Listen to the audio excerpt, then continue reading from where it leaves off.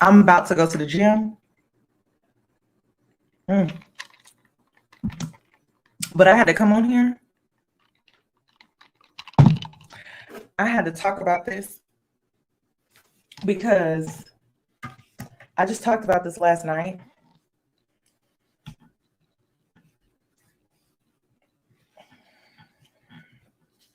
And Jarrette decided to go live while I was live, which I knew he was live, but I'm like, oh my God, I'm missing it. I'm missing it.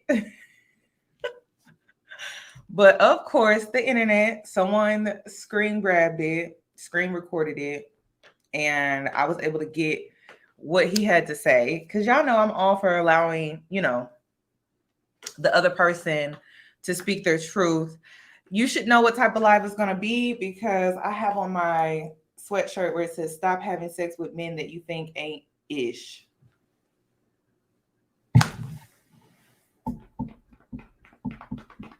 I love this shirt. It's one of my favorite shirts.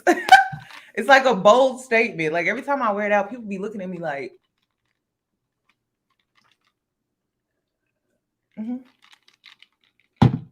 don't do it. Don't have sex with men that you think ain't shit. Don't do it.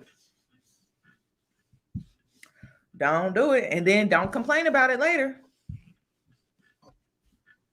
Okay, I was about to go to the gym, then go get my nails done because it's Friday.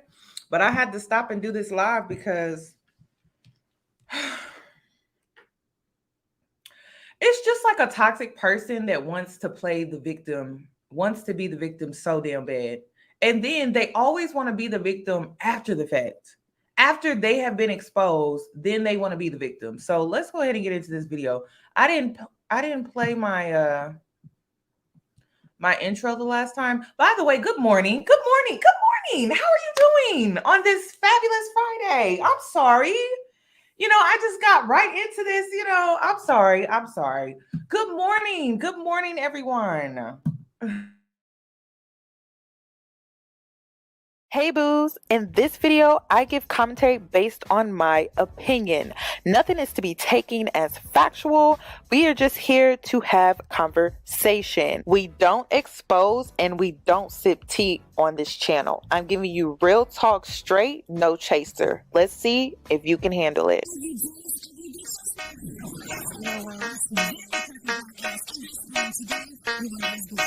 Cause I'm a boss. I haven't done anything for you to be proud of. Of course you have. You are marrying a man who can support you.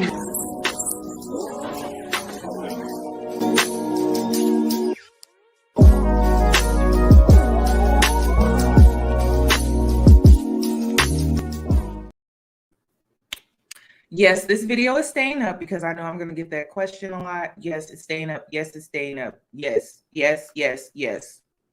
Yes, it's staying up. Okay. So let me get, and then how's my connection?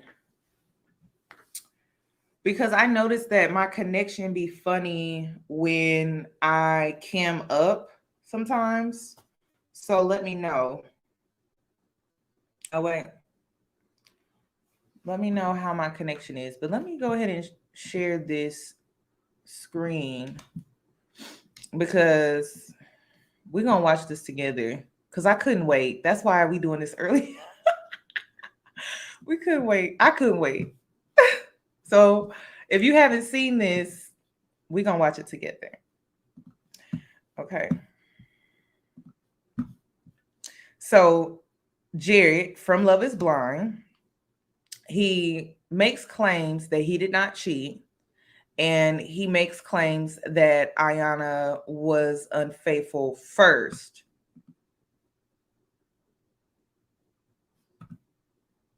Let's get into it. And I didn't cheat, but there was a heard about it. And yes, I still have the receipts. So this email goes, it's dated March 8th, 2022. So this email goes, hey, this is unfortunate to send you, but I just wanted to let you know that a few weeks ago, I met Jarrette at Tunnel.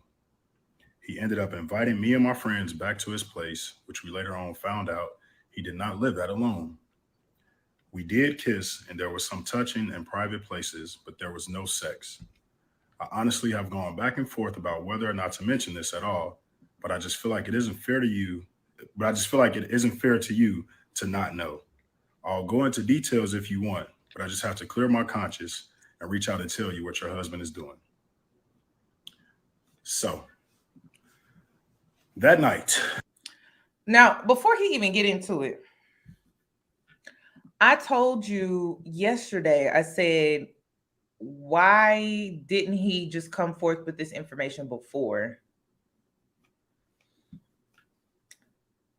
Wouldn't that make more sense?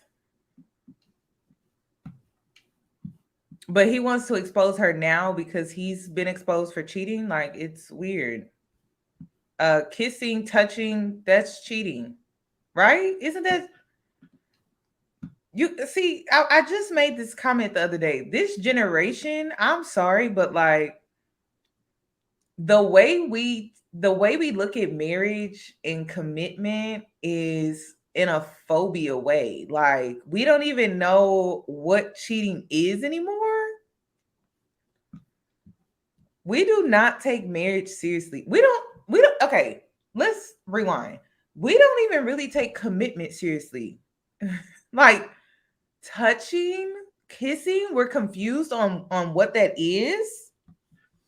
That's crazy. See, and that's why I'm like, when it comes to this generation, I don't really know if I'm like cut out for a committed monogamous relationship. And the reason why I say that is because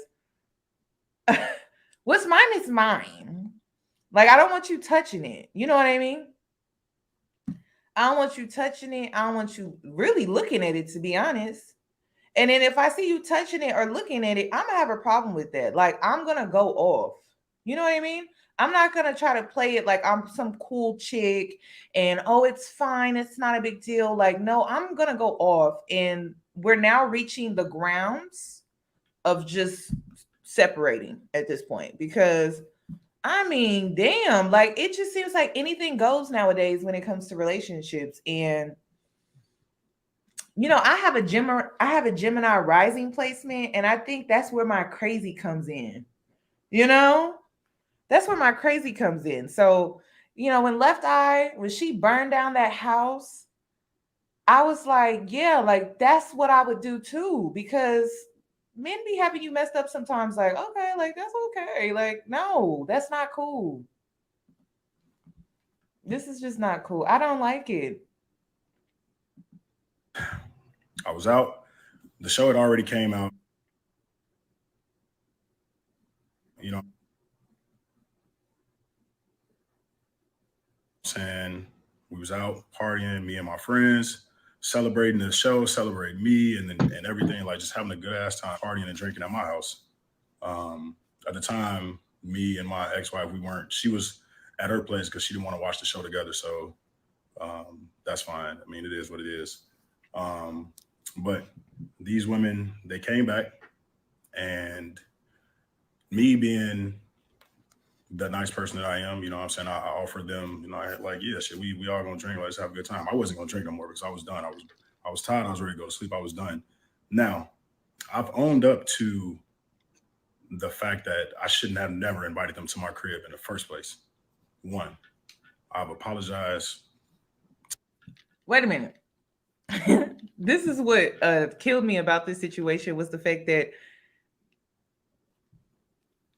the public knows nothing about this, right? So a person that's truly trying to take accountability, you're going to talk about the situation, but you're also going to take accountability with the public. Not saying things like, oh, I already took accountability for that. With who? Like, we wasn't there. We wasn't a witness to that. We listening for the first time, trying to figure out your side. You know, like, you could tell he rushed this. He didn't really think this through. And he did this out of ego because he doesn't like he doesn't like to be seen as like the bad guy in the situation. I get that from him. And he just rushed into this and he didn't really think this through. If the public is just now learning about it, right? You tell the story about what happened, you take accountability, you apologize, and then if you want to add on to it and be like, I already took accountability for this, however, I'll do it again because I was wrong.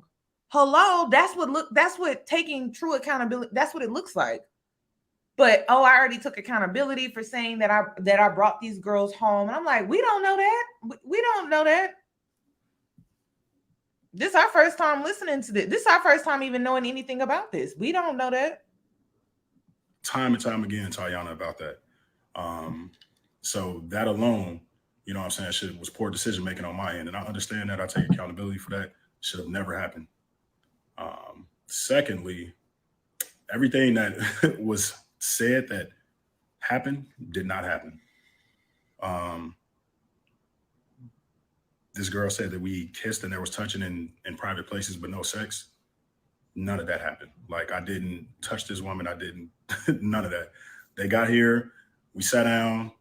I was like, here's the bottle, here's the liquor, all that, you know what I'm saying? And y'all go at it. Y'all have at it. So everybody just lying on Jarrette. Triggered. Triggered. Everybody just lying on Jarrette. Everybody just picking on Jarrette. Wait a minute. So you want me to believe Jarrette been the problem this whole time, by the way? Okay. It'd be different if Jarrette wasn't the problem since the very beginning. But Jarrette low-key been the problem this whole time. How we were introduced to this man, he was problematic.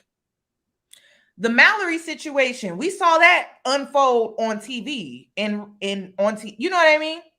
We saw that unfold. But now that there aren't any cameras, Jarrette is the victim in this situation. You got me messed up. Like, ladies, they really gotta have us dumb and delusional. They do. They gotta have us dumb and delusional for us to be manipulated. Because I'm not buying this. This is just straight up bullshit. Like, I'm not buying this at all. I'm sorry. Anybody in their right mind buying this is out of their mind. Come on. Jarrette been the problem since we met this man. We really don't even know who Jarrette really is, right? But according to how we met him, he's been the problem. I can't make this type of stuff up. He's been the problem since day one. Literally. On our TV screens, this man has been the problem. And you want to tell me he's the victim now and everyone is just trying to make him look like the bad guy? No cameras were around and he's just the victim. I'm not buying that. Come on now. This is crazy. And I went and laid down in my bed. Maybe like 5-10 minutes later, I hear, oh, hell no, girl, we got to go. This man got a whole girlfriend here. Why he?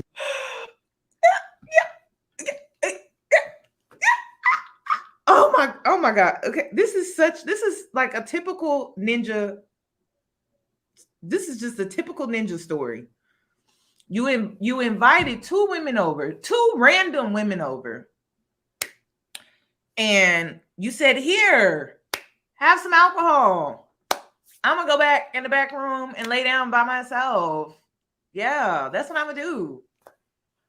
Like, I brought you home for no reason. Like, I just wanted you to come back and drink my alcohol that I paid for. And I'm just going to go back to the back room and just lay back there by myself.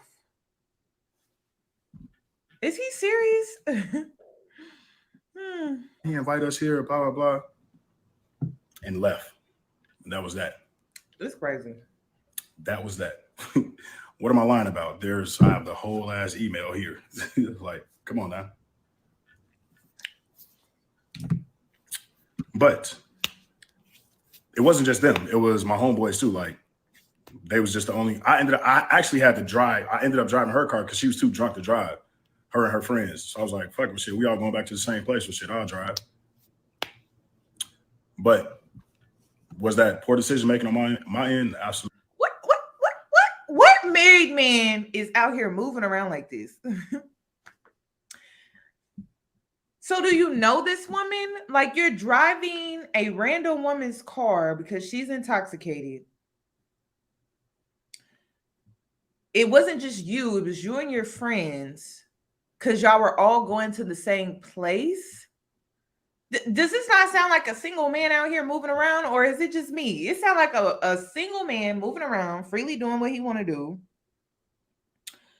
He can't be serious. Is he serious? Ladies, have you heard this man take accountability really yet for owning up to anything? All I hear is him making excuses about how he really didn't cheat when he did cheat. Like, imagine you a married woman, you at home waiting for your husband to come home. He out here driving some random girl's car because she drunk, she intoxicated, but they all going back to the same place because he with his friends. Jarrette, I don't know what you thought. I have no idea what you thought when you made this. Like, it was like, let me even be on your side for a sec. If you was gonna come on here and lie like this, I mean, like, it should have just been planned better. This is not, I could tell it's not planned.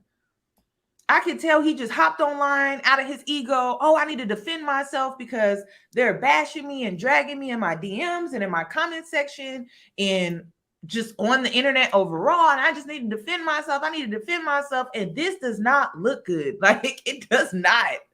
It does not look good. I'm sorry. This is a mess. I would have told you log out. Where your friends at? That's what I want to know. Where your friends at? Because if you had some real friends, they would tell you this don't look good, bro. Like, I would just think about this for a sec. I would think about this for a sec. You know, go ahead and log out and truly think about this for a sec. He tried to respond immediately, and it's just like, no, I think I would have like really planned this a little bit better because this is crazy. Absolutely. I apologize for that. And I was a man about that. And I was like, you know what? Like, I understand how this look optics wise. Like, this shouldn't have never happened. I should have never invited them here. You know what I'm saying? So I get it. I understand that. But everything else that transpired after that, that shit did not happen. Like, I take accountability for what I did, but like everything else that happened, everything after that did not happen. And for this to come out now, especially for somebody that I really truly cared about, you know. Ladies, you want to make some bets? I want to put in a bet. There may be some others. You think there's going to be some others out here? Let's take some bets. Okay. I'm putting $100 on the table. There's some others out here. There's some others out here. Anybody want to take some bets? Like, I'm trying to make some money off of this situation at this point because it's just like, I'm pretty sure there are others. Seriously. Anybody want to make a bet? Anybody? Now, how many? This is my question. How many more do you think there is? Because think about it. This man be out all the time. He be out all the time. He be intoxicated a lot. Right? So how many more do you think are out here? How many? Because I want to say there could be like, yeah, 5. I'm thinking like 5, 3 to 5, 3 to 5. I think there's probably like 3 to 5 more women out here that could expose him, you know, for also doing some things with them as well. But we'll see. We'll see. We'll see. He just got caught with this one. So, yeah. Yep. Mm-hmm. I'm saying this, it hurt. Oh. I'm sorry, ladies. He got caught with these 2. I'm sorry.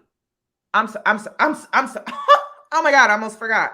He got caught with these 2. So I think there's about 3 to 5 more out there somewhere. Please come forward, ladies. We just want to know, what else was he up to? Because I've always been a person, like, I've never been, although my life is on public display, I've always kept things private. Like, social media will only get one side of me, and that's the side that I allow y'all to see. Like, I won't put my business out there, whatever I got going on. Like, you rarely see it, you know what I'm saying? Because I'm just a private person, you know, and I just feel like some certain things doesn't need to be in the public eye. And then there's this follow-up email that, of course, old girl was like, yeah, you know what I'm saying? If you want to know more details, like hit me up and I'll let you know. The more detailed email was vague as hell and didn't have anything because nothing happened. Nothing happened. But I felt like from that point on, like there was doubt casted through the entire relationship or the remainder of the relationship. And it was just something that I could never come back from, even though like I pled with her and told her like, yo, like I apologize a million times. None of this. Jarrette, come on now. Jarrette. Now, the reason why you couldn't come back from it was because it didn't seem like you were trying to. You kept putting this woman second. Second. It's one thing to choose her second, right? Whatever. She wanted to go through with it. That was her choice, right? But then you flirted with Mallory on camera, like on camera after you made your decision and choice. So to say like, I don't think that I was ever going to come back from it, it don't seem like you was really trying to come back from it. Honestly, it just doesn't seem like you really were trying to put 100% into proving that you wanted her and just her and you were cool with your decision and choice. So I don't know. The way he apologizes is he'll say, "Oh, I'm sorry," but then he'll follow up with an excuse, which kind of invalidates the apology. So his apology doesn't even really resonate with people because it's like, okay, I'm sorry, but I mean, every time he apologizes, there's an excuse to follow right after. This happened. Like I don't know what more you want me to do. Like I can only tell you, like this is some random person.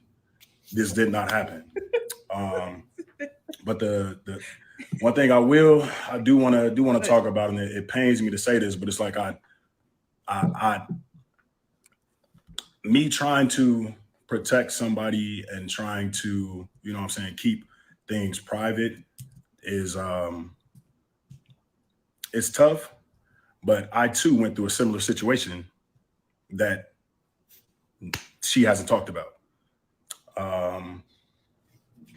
Probably about the first month of our marriage, she was out with some of the female castmates.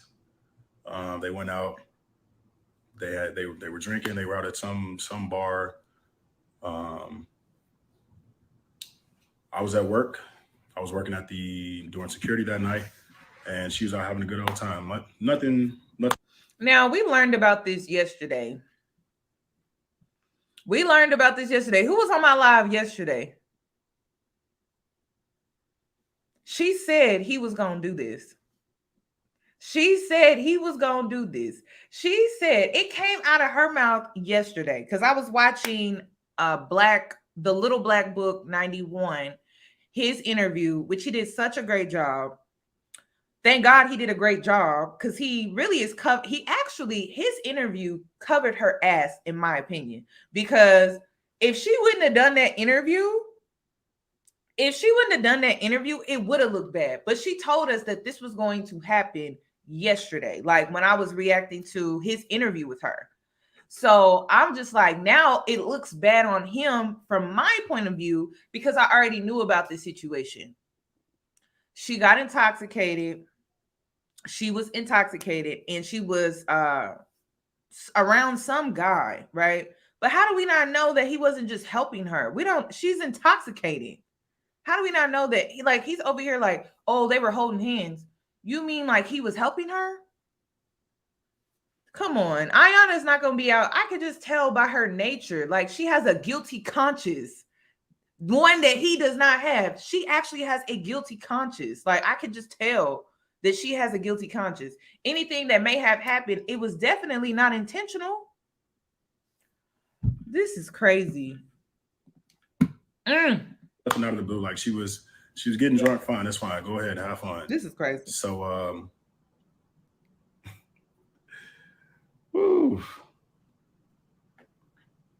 when I get off work, I go pick her up. I'm calling her, no answer. Looking at her location, it's telling me she's at this one location. So I go inside this location. I'm looking for her. Cannot find her. Call her again. No answer. I'm not throwing anybody under the bus. I'm just speaking my truth. But when I did find her, it's not a lie. Ask her, she would tell you. When I did find her, she was holding hands with another guy walking down the stairs. And I'm like, what the fuck is this? What is this? She was drunk. We went home.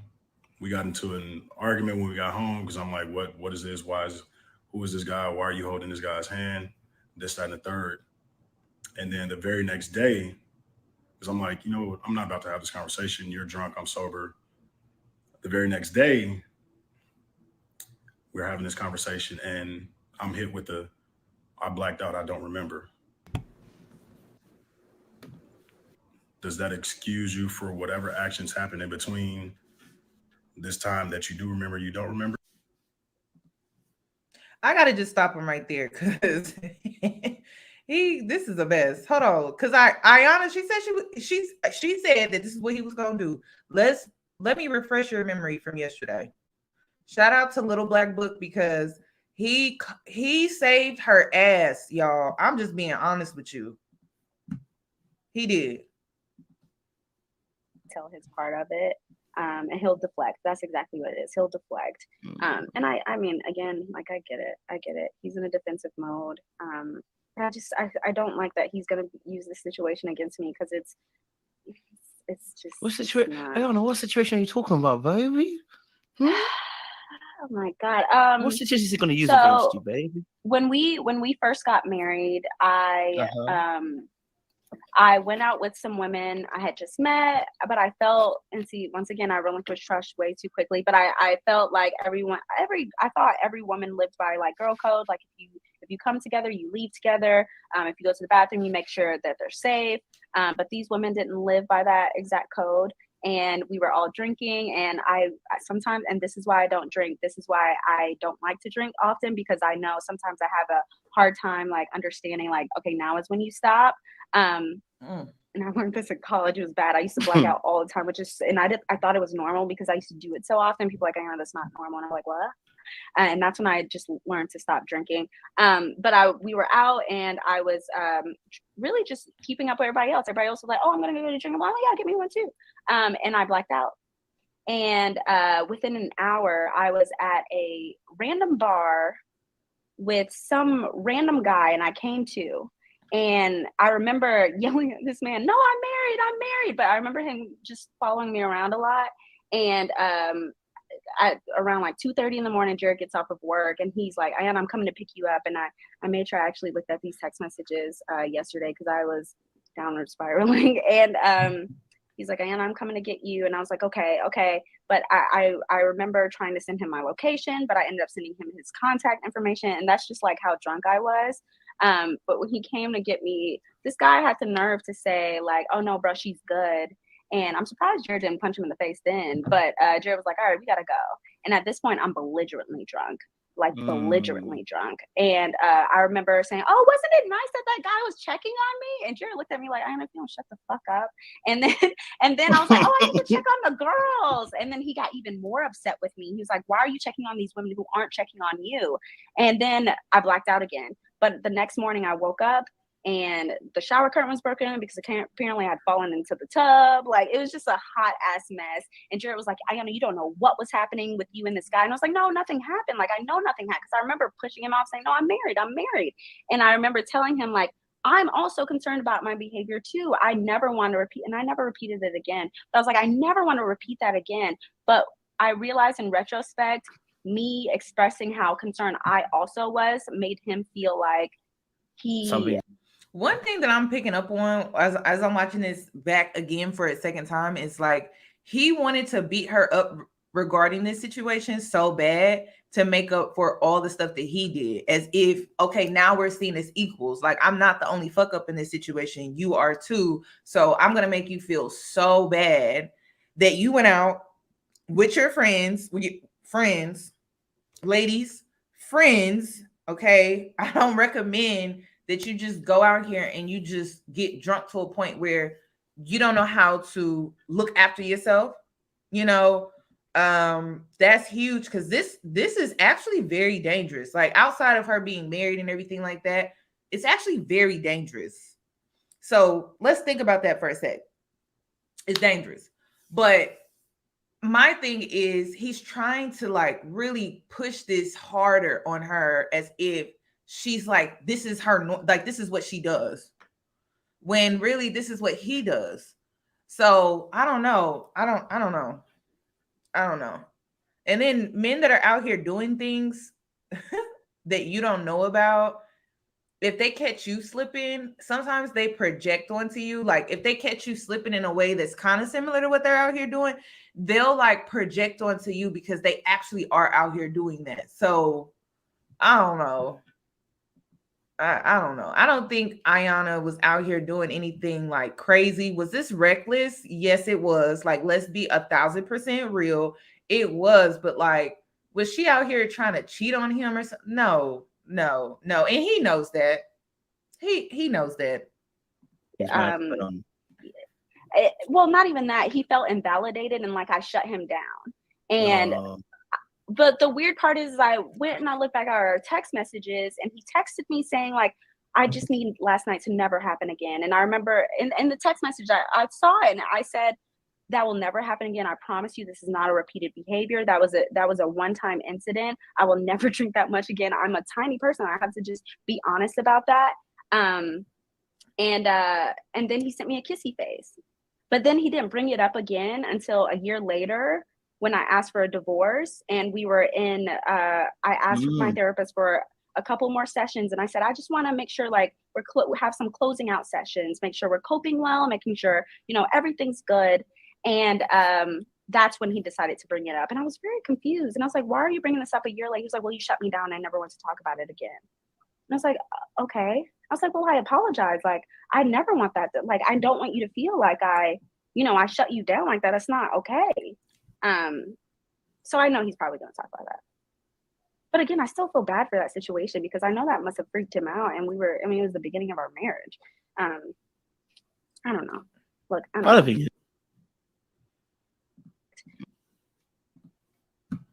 What y'all think? Because somebody gonna say I'm being biased. Am I being biased? Let me know. Because I don't think I'm being biased. I just feel like this is manipulation to bring up like this is so irrelevant to me. I'm sorry. Like what she did is so irrelevant. She went out, she got drunk with some friends that weren't her friends. They left her hanging. She ended up with some random guy that I guess was looking out for her because she was clearly intoxicated and her friends just left her. And that was it. Like, I just feel like it's irrelevant. She didn't intentionally leave the house like, oh, I'm going to go meet up with some guy. Like she got intoxicated, which was reckless. She ended up with some random guy, which ladies, this is dangerous, right? And he had to come pick her up. Wow, I'm sorry. It's just manipulative to me. So let's go back to the story that he's talking about, which she talked about first. So he's not exposing information that wasn't already out here, by the way.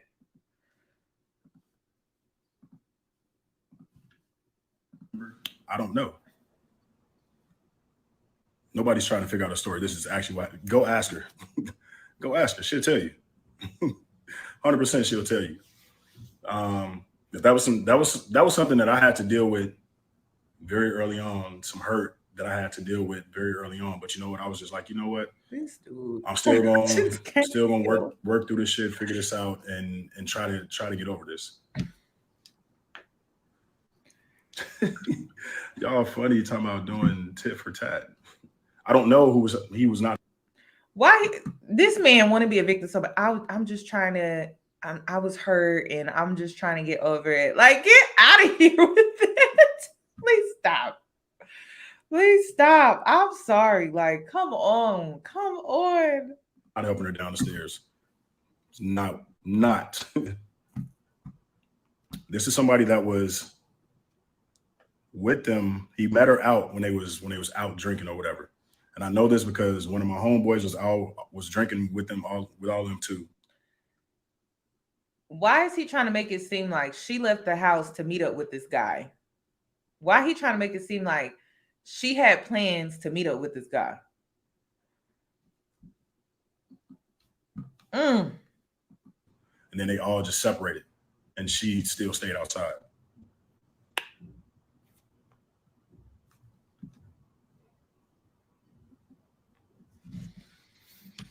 But the crazy thing is, like, this is a mess. I cared a lot about this person. I spent 16 months of my life with this person. I wasn't going to waste my time for 16 months. Like, I was truly trying to make this shit work.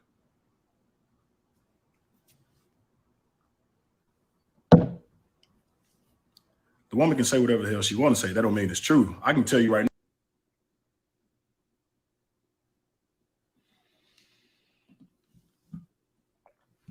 I need a break from the lies. I just want to say this. This man said he was trying to make it work.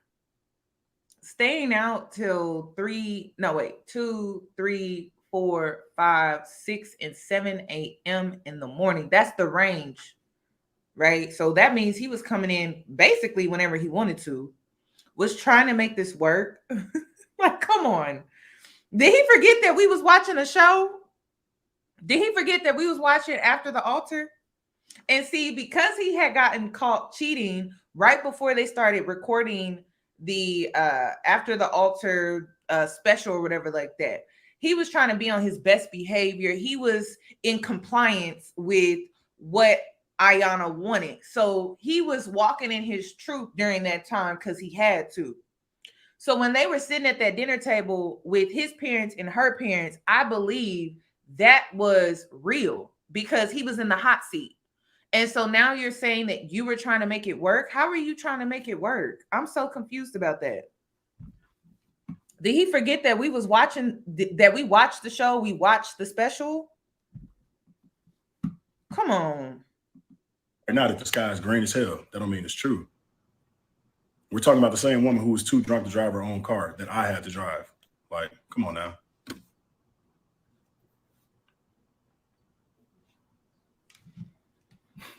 But I'm not here to try to make nobody believe nothing I gotta say. I'm not trying to turn nobody against nobody. Like, hey, I wish her nothing but the best. But I just wanted to speak my truth and get my shit out there because I'm one thing about me, like I'm big on character and I'm big on accountability. Like, I've been held accountable. I've held myself accountable. I've went back time and time again about every decision that I've done in this relationship or in that relationship. You know what I'm saying? I'm actively working on the healing and the growth that I need to. Ladies, I'm gonna be real with you. I'm gonna be real with you. Listen, these men have caught on, okay? So now they're gonna say things like, I'm healing, you know, I've been working on myself and, you know, I've been getting myself together and I can take accountability and I'm emotionally intelligent. They're going to be talking like that, using that verbiage, that language. Where'd they get that from? Who you think they got that from? Who? And I see it. Like when I was on Hinge and stuff like that. And now in the description, it says emotionally intelligent, listener, accountable for my actions. I'm like, y'all need get the hell out of here with that. Do I look like a fool to you? So now they think like if they use those key words that, oh my God, like, oh my gosh, he's so like, he's amazing. Y'all be careful out here in these streets. Y'all be careful. He got that from Ayanna. Ayanna speaks like that. He got all of that from her. And then I'm all about trying to grow and I'm all about growth and I'm just trying to like really move forward. Please. That's why I'm like, listen, don't be posting too much on your social media. Don't, because men study that type of crap. They're like, oh, okay, so she's into that. Okay, she's into that. So I just need to mold myself into these things to convince her I'm the guy for her so I can get over on her so I can play her, basically. So be careful about that. Because I'm just like, when did Ben start talking like this? When did they start? Like, when did they start talking like this? I don't get it. So that I don't make these same mistakes in my next relationship. And that doesn't mean me constantly beating myself up about everything that I went through. No, like I've learned from it. I've understood. I've went back and forth about the shit. And beating myself up, Iyanna 101. I'm moving on. You know what I'm saying? Like I'm truly on my healing journey. He on a healing journey, y'all. Just so you know, he on a healing journey. I know that I put myself in a crazy ass situation to make it seem like something happened. And trust me, I know that shit looked wild as hell. And I couldn't even, it's like, how do you even like try to say that nothing happened when it just looks crazy as fuck? It looks crazy as hell, but nothing fucking happened. Nothing happened. Now, ladies, one thing that I want to point out, because you got to weed through to get to the truth. He said, I know it looks crazy, but it wasn't like that. So this entire time, Ayanna has made it clear to us, right, that his words don't match his actions. So now that his actions have been made clear to us, he wants us to believe his words over his actions. That's not how that works, sir. I'm sorry. That's manipulation. Hello. I tell you ladies all the time, manipulation is when a man's actions don't match what he's saying. He telling you one thing and he going out here and he doing the complete opposite. So now he's trying to reverse manipulation and say, oh, I know it's bad. I know it looks bad. I know it looks so terrible, but it's not what it seems though. It's not what it seems. That's manipulation. Listen, if you're not manipulative, your words match your actions. You're not trying to be deceiving here. You straight up, you straightforward, you out here, right? You living in your truth. So that means your words match your actions. Your actions match your words. Anything else is just manipulation. Hello?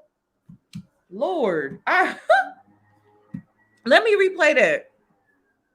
Nothing fucking happened. Nothing happened.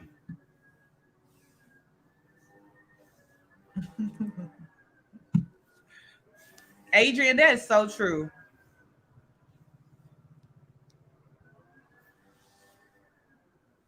Yeah, it's the last time I'm definitely addressing this. Like there's nothing left for me to say about the situation. I'm moving on with my life. I'm happy. You know what I'm saying? I'm constantly still on my growth journey, looking forward to the next phase of my life. You know what I'm saying? Like, I don't even know how I even got back here.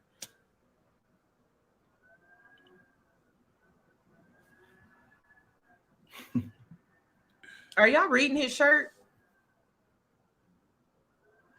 Anybody else reading his shirt?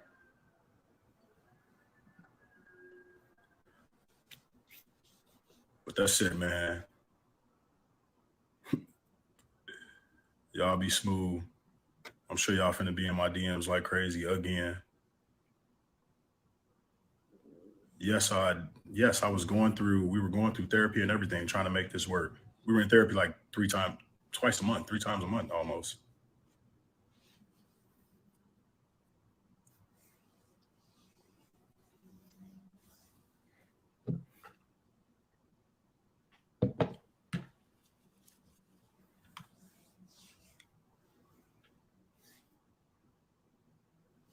I mean, we were cool for a minute. You know what I'm saying? Like when this shit ended, like it was no beef between us. Like there was literally no beef between us. You know what I'm saying? Like we would still hang out. She'd still come over here. We'd still kick it. Like there wasn't no beef between us. We was even up until like past couple weeks. Like there was never no beef between us. I could never hate her. I'd never had beef towards her. You know what I'm saying? I'm just choosing to move on with my life. Like I want her to be happy as hell. Do whatever makes you happy. Shit, go find a man that's gonna support you and love you the way you want it to be loved. And that's the thing. Like I really did love that woman, but I had to learn how to love her the way that she wanted to be loved, not the way that I wanted to love her. And that's some shit that you don't just get with somebody you just met. You know? I just think she wanted to be loved in a healthy way. I think she just wanted to be prioritized. Like she wasn't even at this man trying to make it seem like she was asking for a lot. This woman wanted this man when he was sleeping on an air mattress. Isn't what Dusty's be telling us? Oh, y'all want a man that got it all put. She wanted him with an air mattress. She was gonna lay on that air mattress with that man, and this is what he decided to do. And guess who? He was probably out here entertaining women that wouldn't dare lay on an air mattress. How much you want to bet? This is insane. This is insane. You see, ladies, when you settle for dust, it has the ability to come back to haunt you in your dreams because you're like, oh my God, I can't believe I was putting up with this with him and I was putting up with this with him and I still got this. I still got played. That's why I just wouldn't do it. If I'm gonna get played, I'd rather get played on a mattress. You know what I mean? Like I would rather get played on a mattress, not an air mattress, like on a mattress with a box spring or a headboard. You know what I mean? Like if I'm gonna go out, I'm gonna go out like that. I'm not gonna go out on no air mattress with no headboard, none of like if I'm gonna go out, right? If I'm gonna do it, I'm gonna get me a real, like, we going out on a real mattress. You know what I mean? With a headboard, with rugs, you know, something. But I'm not going out with no air mattress. I'm sorry. Like, I don't know if I could forgive myself if I was to do some crazy stuff like that. Just thinking about it, it's crazy. I'm saying, and that's some shit that I learned after the fact. And I'm still like, whatever relationship I get into next, like that's definitely gonna be one thing that I'm real cognizant about is like, how does this person want to be loved? Because the way that I show love and express love may not be the way that they are receptive to it and the way that they receive it. Just don't date. Just be single. I'm not trying to be relevant at all. I'm over here living my life. Trust me, I'm over here living my life. Listen, men, I know we live in a society that tells you should get into a relationship. You need to get married. Some of y'all don't. Some of y'all need to just stay single. For real. He over here talking about another relationship. No, just stay single. It seems like that's what you really want. Don't let society pressure you into doing something you really don't want to do, like a relationship, like commitment. What is wrong? This is what I don't understand about this generation. What is wrong with staying single? I don't understand that. Like, you know, you really don't want to be in a committed relationship. You're going to feel trapped. You have this phobia when it comes to commitment and being with one woman. Why not just stay single? You can be free. Oh my gosh, I'm so here for that. I will never, ever force a man to be in a committed relationship. Like ever. If you don't want to be in that relationship, then don't. I'm not into forcing or fighting a man into doing something he don't want to do. If he don't want to do it, he don't want to do it. But make your intentions clear though. See, some of y'all be lying. Y'all be misleading. Y'all be having hidden motives and stuff like that. If you don't want to be in a relationship, just say you don't want to be in a relationship. I'm not going to judge no man that don't want to get married, that don't want to do the traditional commitment thing like that. See, my issue is when y'all be trying to impregnate. That's my issue with you. It's not commitment. It's not even marriage. It's you impregnating women when you know you don't want to be committed. That's it. That's really it. But me having an issue with a man not wanting to be married or in a relationship, that's his choice. He has that right. But it's like as soon as y'all enter that space of being committed, okay, well, it's time for you to do right. You know, like in a way where a man would be committed to a woman, not a single man. That's it. I don't get that. Come on. Like, I don't think some of y'all, I see so many men today that just don't need to be in a relationship. Like, you really just need to be free out here because that's what you want. That is exactly what you want. How did this come out all of a sudden? Shit, when I woke up to all of these, to all these damn DMs and crazy ass comments yesterday.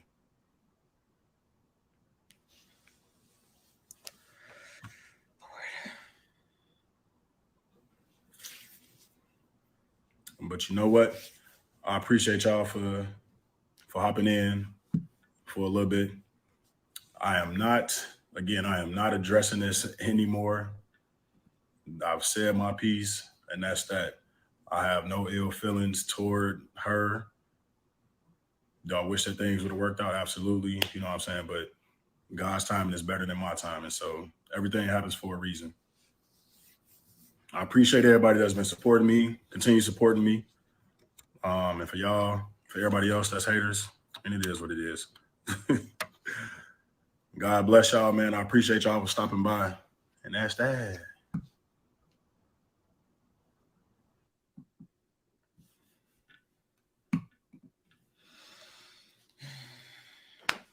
You know, I don't even know what to say. I'm speechless. I really am.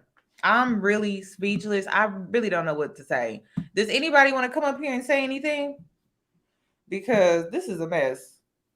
I'm not buying it. I'm sorry. The way we were introduced to Jarrette was the problem. Jarrette was the problem even after the altar. So now he's not. Like, it's just hard to believe. I'm sorry. I'm sorry. Even when he had a chance to show us a different side, knowing that he was going to be filmed, he still decided to show us that other side of himself that's just not that great. So it's hard. I don't know. It's hard.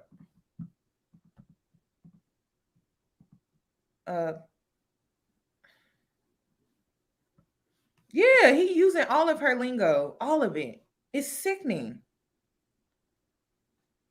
It is sickening. I'm just like, he really just took all of what she be saying and used it against her. Like, seriously? You know, that's given that N-word, but we don't know. He need to go to therapy so he can be diagnosed. He need to go to therapy by himself, though, not couples therapy. No, this is a mess. I'm sorry. Like, this is a mess. This is a mess. Hello, caller. What would you like to add? Hey, Yanni, can you hear me? Yes, ma'am. Go right ahead. So, first of all, his story to me just was a full deflection. I don't like how he can say his crazy story and be like, I know it's crazy, but y'all gotta believe me. But then when it's her, it's like, oh, she walked down holding hands, so you know she cheated. Like, what? Yeah. And I hate that he would use this against her because, okay, so I have a story.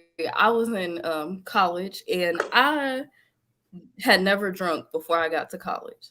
So I was completely like unaware of how I would react to liquor and whatnot.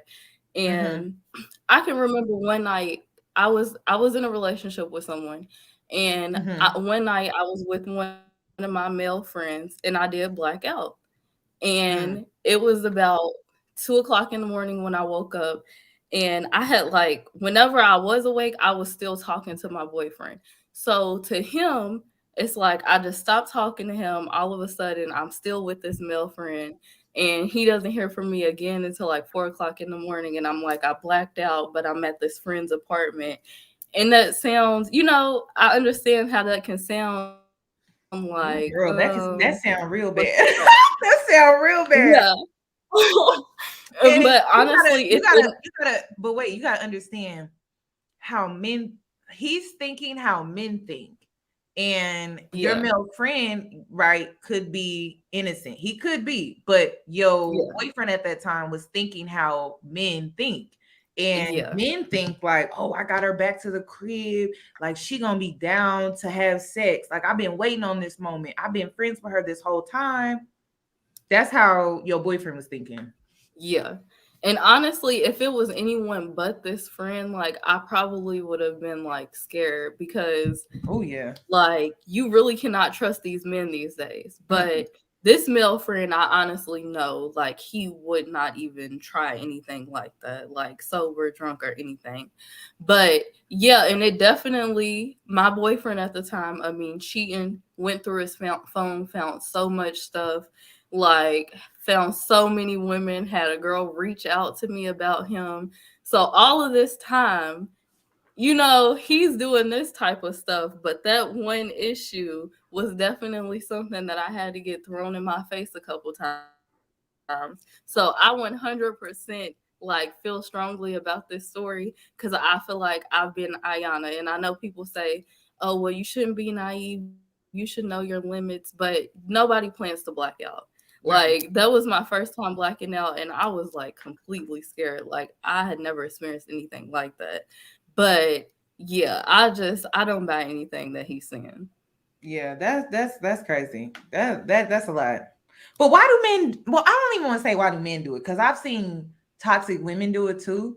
But why do toxic people? Why do they want to be the victim when they've done you wrong? Like that's what's so crazy to me. I can't wrap my head around that. Like you, like if I have a guilty conscience, right? So if I did something wrong to someone, I'm like, oh my God, I need to apologize. Like I didn't mean to hurt them. That's my initial reaction. But for toxic people, their initial reaction is like, no, like they did this to me. And it's like, how dare they do this to me? And it's just like What? did you not just hurt somebody? Like, where's your guilty conscience at? Yeah. That's what's crazy about it. Like, he over, like your ex-boyfriend, he was out here doing all of this stuff. The one time, right? You go out, you let your hair down, you drinking or whatever like that. You mess up. You don't even do anything, right? Because you have a conscience. The whole time he's projecting what he was really doing on the low on you. That's what's so crazy about it. And it's like toxic people, they hate to lose access to you.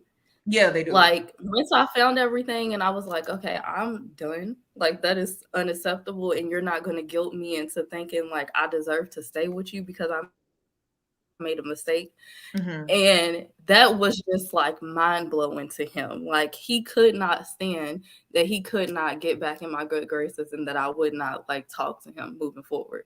Like I had to block this man off of everything because he was like still DMing me on Instagram, like still trying. And I'm like, something's wrong with you that you can't let go when you clearly have all these other females anyway. So that's crazy. I think it's like an ego thing. And I think like they really just cannot stand for you to like, when you cut them ties, they're like, because even like Ayanna, she's the one who filed for divorce. Right. Meanwhile, he's still talking about, you know, I'm going to move on. I'm going to do this. Well, we know you are because she filed for divorce. What else are you going to do?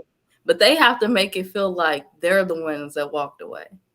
Like they can't believe that you could really just walk away from them. Like it's crazy. Yeah, it's crazy. Thank you for coming up here and sharing. Yes, of course. Thank you for having me. You're welcome. Bye-bye. Okay, Queen. Peace. Can you hear me, Yoni? Yes, ma'am. What would you like to add? Well, first, let me greet you. How you doing? For one, and great.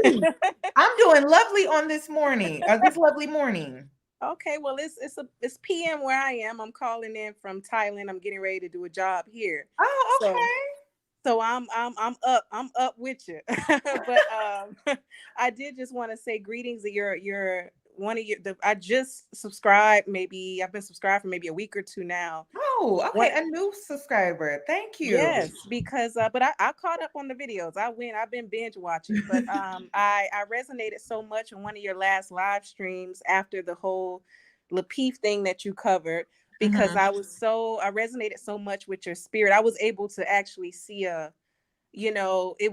think even some of your other subscribers were mentioning, you look so refreshed. You have that, I've been resting, and then you started speaking just more on a deeper topic as far as like the spiritual, and right. I've been on my spiritual journey as well, so I resonated with that. I just wanted to say that. I love that. And I resonate so much with a lot of who you are. So, but anywho, I wanted to add to the subject, as a young woman myself, I got married young. I was married for 6 years in a abusive marriage. And that was in the church. It was actually a church. I was in the church, and I met this person while in the church. So that's another story for another day. But I wanted to say that a lot of what the young lady is experiencing, I also experienced that as an empath myself, making excuses when other elders from other congregations was trying to get me to leave. I was like, no, I'm gonna fight for mine, abiding by scripture, and just making every excuse for staying in an abusive marriage or an abusive union, because I was groomed that way. And so I also resonated with the last post that you shared about being in the church and how the elders or the pastors or deacons, they kind of groom the women to not notice it or stay with it because they'll also leave the church. So it was so funny how simultaneously me ending that union, and I filed for divorce because I had enough of it, and I wanted my life, and I wanted my peace and my sanity. I also simultaneously ended up leaving that organization maybe a year after that as well. Wow. And so what I noticed from the young man who was speaking, and yeah, definitely some narcissistic tendencies. He wasn't showing, he wasn't loud with it, but it's definitely there. We can't diagnose him because we can't do that, but definitely showing some tendencies. Right. Definitely deflecting, projecting, and not really taking true accountability or taking fake accountability. And another thing I wanted to say is what I wish for those two young people is that, it's not something you enter into lightly. Any type of relationship, I don't care, friendship, anything. We should not be entering into anything lightly. And the fact that they were doing this for a TV show, and no matter how pure-hearted I believe the young lady to be, I feel like, gosh, I wish she would have never gotten herself in that situation. I think she would have done better just meeting someone, just passing, by in life and living, and then having something very genuine that way. Because the media, period. I'm a content creator, by the way. And so that's how I actually ran into your video, the whole Africa diaspora algorithm. And I watched some other folks. So that's how your video actually popped up. And this YouTube community is a mess, but and I stay out of it. I stay out of the drama. But one thing I will say is that it's just toxic. Any type of media platforms, whether it's when you go all the way up to Hollywood, and then they were on TV. It's just a toxic, narcissistic type of environment. And I really hate that that's where she found it. What is the thing Rihanna say in her song? We found love in a hopeless place. I just don't think that was the best thing for her and her type of personality and her type of spirit. Him, maybe, but for her, no. And I hate that for her. And I want the best for her, and I want to see her redeem herself when it comes to, or redeem, get that true love that she's looking for. And I'm sure she will. Right. I also want to make one more point before I get off, as far as being second. There's a lot of talk about her being second choice. And sometimes, sometimes women knowing and then women not knowing. Right. Well, I was one of those women who didn't know. And I had no idea that there was pretty much a ghost living with us for 6 years, and at the end of my marriage is when the young lady, I ended up finding her number and having a talk with her. When I first called her, she immediately did the whole defense thing. And I said, no, sweetheart, that's not why I'm calling you. I would never do that. Like, you've done nothing to me. I've been going through this, that, and the third. And I just really I feel like this, I won't say closure, but I need this to certify what it is I'm about to do. And, I just wanted to know if my delusions are true. And they were true. They weren't delusions. And the young lady told me, oh yeah, and she was so, I hate to say it, but she was happy to tell me everything. Oh yeah, this and that. And then he was like, my baby should have been his, and all of these different things. And I was like, this ex-song leader, ex-preacher, I can't believe it, And so I've done a lot of healing over the years, Iyanna. You wouldn't believe. And healing is not linear and it's never done. So I'm still there, but I'm so grateful for where I am. I'm living, I'm traveling the world. I get to do whatever I want, and God is good. And that's just that. But I was second. And you learned all of this super young. Yeah, I got married when I was 19, 20, what I'll say 20. I had just turned 20, 21, something like that. And I'm 33 now, and life is good. And would you do marriage again? I'm sorry? Would you do marriage again? Oh, absolutely. But I'm not in a rush, and I know what true partnership is. I know what to look for now. It's just a lot of deep. It goes deep. But I've been celibate and single for going on 2 years. I'm really happy. I'm really at peace. I love my solitude. I love my travels. I love sharing that on my channel. I have another channel where I want to start just doing real conversations and things. And because I realized, because of me kind of being empathic and being like afraid to use my voice, there is a lot that I feel like I can help others with. So like, why not, but I was second choice too, and I didn't know. And well, I can't say I didn't know fully. I knew about of this girl here and there. But when he came out one day and just started yelling, and one of his anger rages or whatever, and telling me about this girl, and I'm in love with her, okay, what do you want me to do? And then trying to retract it later. I mean, I went through some mess, and I fought tooth and nail. Like, you couldn't tell me, you could not get me to divorce my husband. Like, that was my man. You couldn't get, because I felt like, okay, well, maybe if I'm not doing it for him, okay, at least I know I'm doing it for God first, which I always tell people, religion can be very dangerous, and that you need to have your own mind. You need to be able to discern. They want to talk about the spirit of discernment, right? Well, you need to be able to have a spirit of discernment, eat the meat, spit out the bones. You need to know, you need to judge people by their spirit, not by their title, not by the organization. And so I went through so much. I could never tell you everything in a short time, but God is good. And I just wanted to, hopefully, I just wanted to chime in on that. So. Well, thank you for sharing, girl. That's a lot, but I'm happy for you. I'm happy you're in a great place. Yes, absolutely. You deserve to be in a great place. So thank you for coming up here and sharing. I do appreciate it. I'm so happy to be a part of the family. I'm loving you. Thank you. Bye-bye. Bye-bye. Okay, Sarah, darling, I saw you on my community tab, and she was like, girl. So I'm excited to hear what you have to say. Hey, Yoni.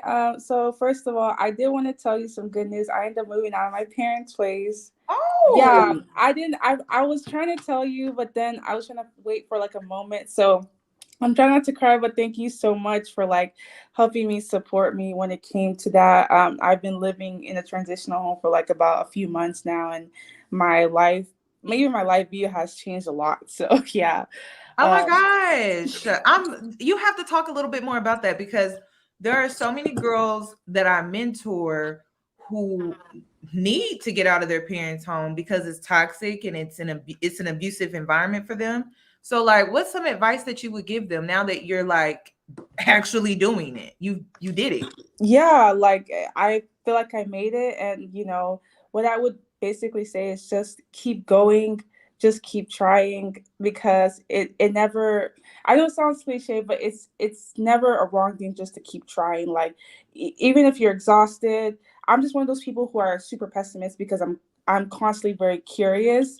So that just kind of helps me keep going. But like if you're tired one day, next day, just keep going and just keep finding resources, because you think that like your options are very limited and it's easy to be envious of people's lives, but really you can attain a lot of things that a lot of people have, and you may not even know it, and so on. So and everything just takes time too. Like I'm pretty impatient, so it's really easy to just want things like this quick and stuff.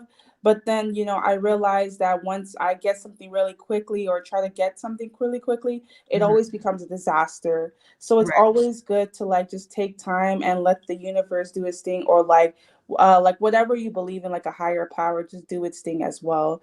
So yeah, like I don't know, it doesn't feel real sometimes, but like I just wanted to just let you know that, and I wanted to thank you for helping me, because I even used a lot of that money to like help me buy things to like package up and move into that place and so on. So yeah.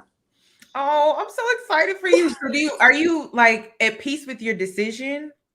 Yeah, so I realized that like my whole life I've been in a cycle of manipulation, and also in a cycle where I would always have things given to me, but not in a way where like it's like, well, like maybe sometimes, but mostly in a way where like it's for my parents to find a way to trap me in that house.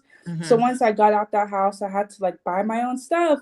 I didn't realize I had to actually do everything my whole self, and that freaked me out because I'm like, okay, like I just paid my first rent like I think a few days ago to my manager, and it didn't feel real. It felt weird, and I'm like, okay, I have to buy my own toilet paper. I had to buy my own like it was so weird. Like I had to like rely fully on myself, and there was literally like a day where I was like, maybe I should go back to my parents' house because everything is so hard. Like I don't know if I could figure this out, but like I realized that it's either now or never. Like I feel like if I can't do this, then I don't want to go back to a place where it's gonna like stunt my growth. So, Right.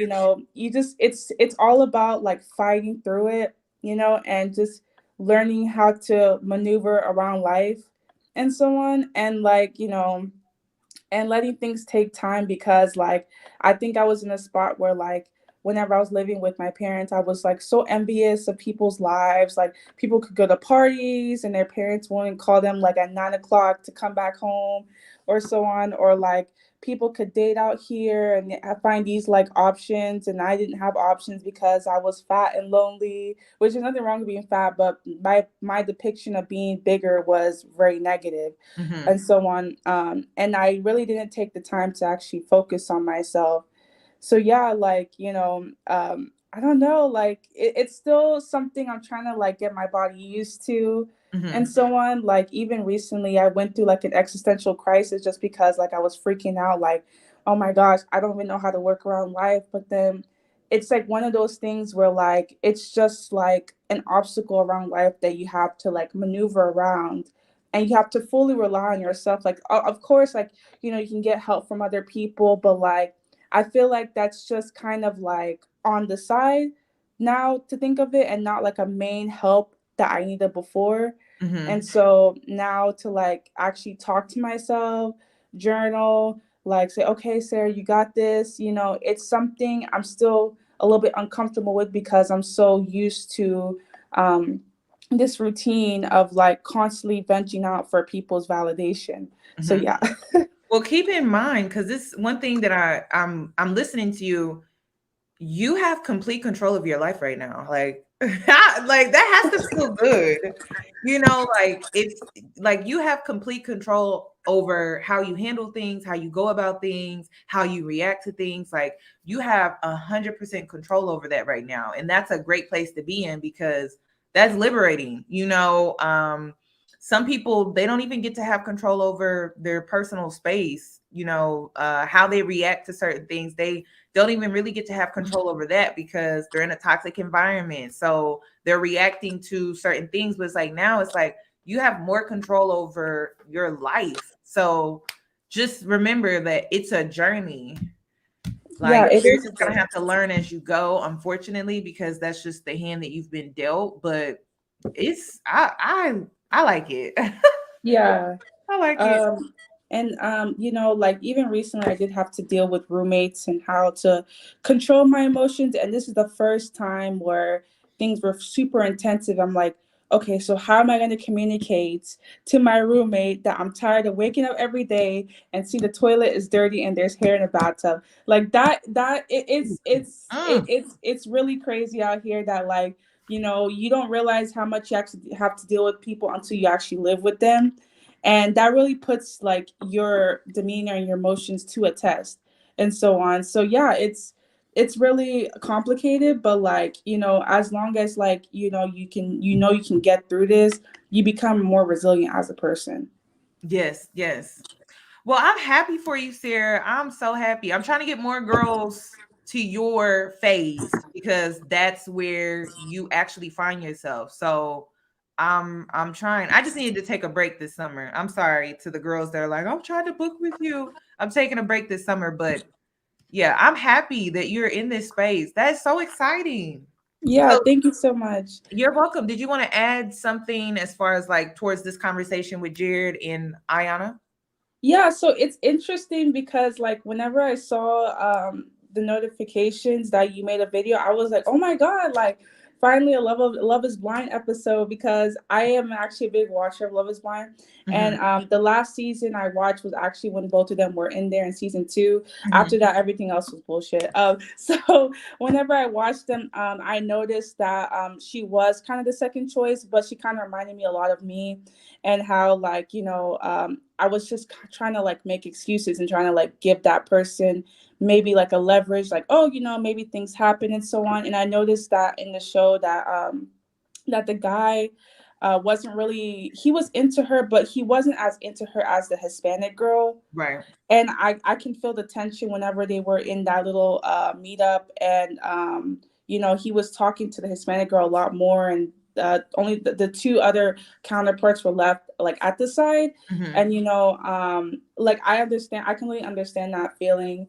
And what I wanted to say was that, like, as much as we see things on TV, we really don't know what's happening behind the scenes, but we can still see like certain kinds of actions that kind of lead into what has happened, right, and so on. And I've never been in a relationship, so I've never really experienced like cheating, but I have experienced like the constant feeling of being inadequate to somebody else, because I never really was like their first option to go to.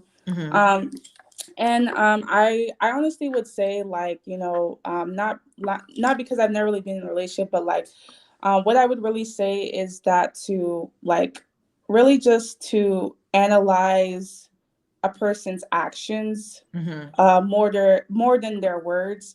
And I know it sounds so cliche, but like it's like one of those things where like you can almost kind of feel a kind of spirit that, like, if they're for you, or they're just like being with you to kind of make time go pass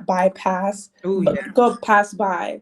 So like it's just one of those things where like it's always good to communicate before you kind of tie the knot and get married. Because even whenever she got married to him, I was actually super scared for the girl, because I was think like, a lot of us were, girl.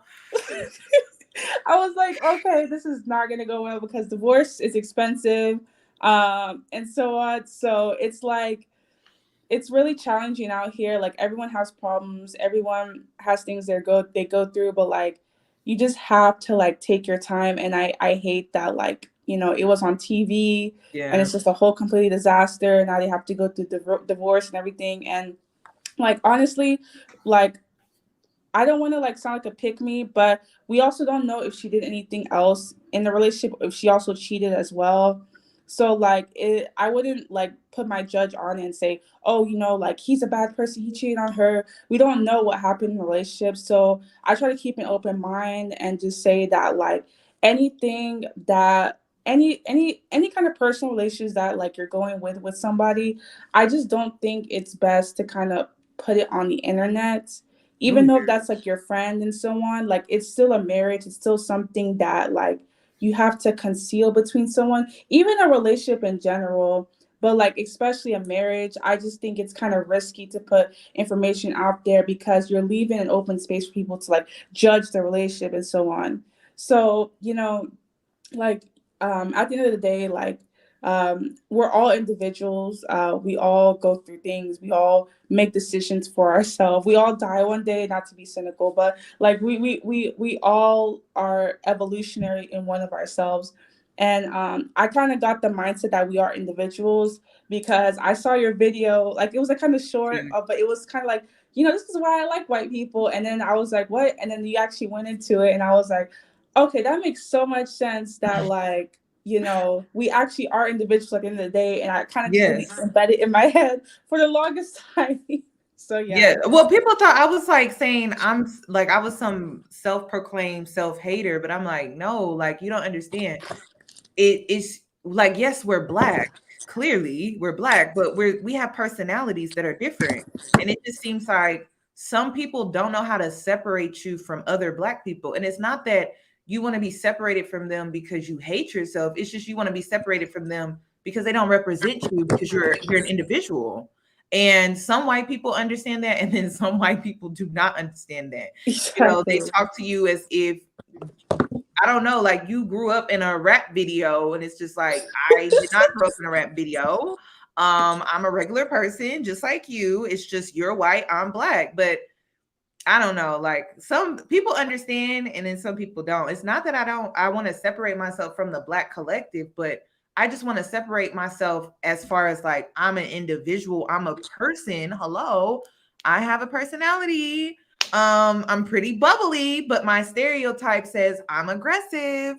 So it's like treat me like an individual, not like a stereotype. That's all I'm saying. But they took Yeah, that and completely yeah, wrong. and my eyes did wide like they did wide open when like I do too much research, but I end up like kind of finding out that white people were kind of like made through a genetic mutation. So Oh, everyone literally came from Africa, and because they moved out to different areas of the world, their phenotype kind of changed and so on. So when I realized that white people were actually like, well, they are white people, but they weren't actually created by a white person. I don't know, it's weird. Then I realized that like I think that they were just all like individuals. Sometimes I think we're all animals, but I try not to think about that too far. But like, yeah, like and then when it comes to like with black people and stuff, like I have went through that where like I try to think about this group mindset and I would try to be friends with black people just because they're black. And then I realized that when it comes to like personality types, we have nothing in common, or they end up like making fun of me because of my wig, and stuff like that. And I would like be so sad, but then I'm like, you know what, like, you know, I should really just be friends with somebody just because of their personality and not because of their color. Like my friend, the only friend I have right now ever since I moved, she's white American. And at first I was scared because I was like, oh my God, I hope she doesn't say anything racist to me. But then like I was like let me just actually take time to get to know her. And then like shockingly enough, we have actually so much in common than I actually thought, which is so scary because this is the first time I actually had a lot in common with somebody. right. And so on.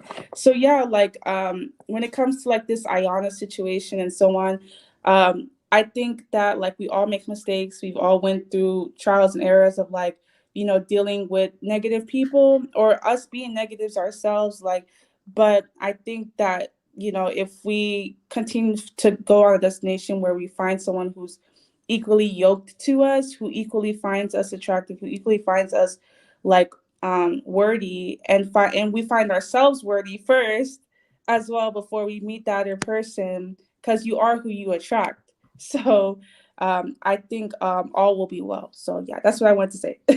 Well, thank you, Sarah. Thank you for coming up here and sharing. Thank you so much, Yoni. You have a good one. You too. Okay, Melissa.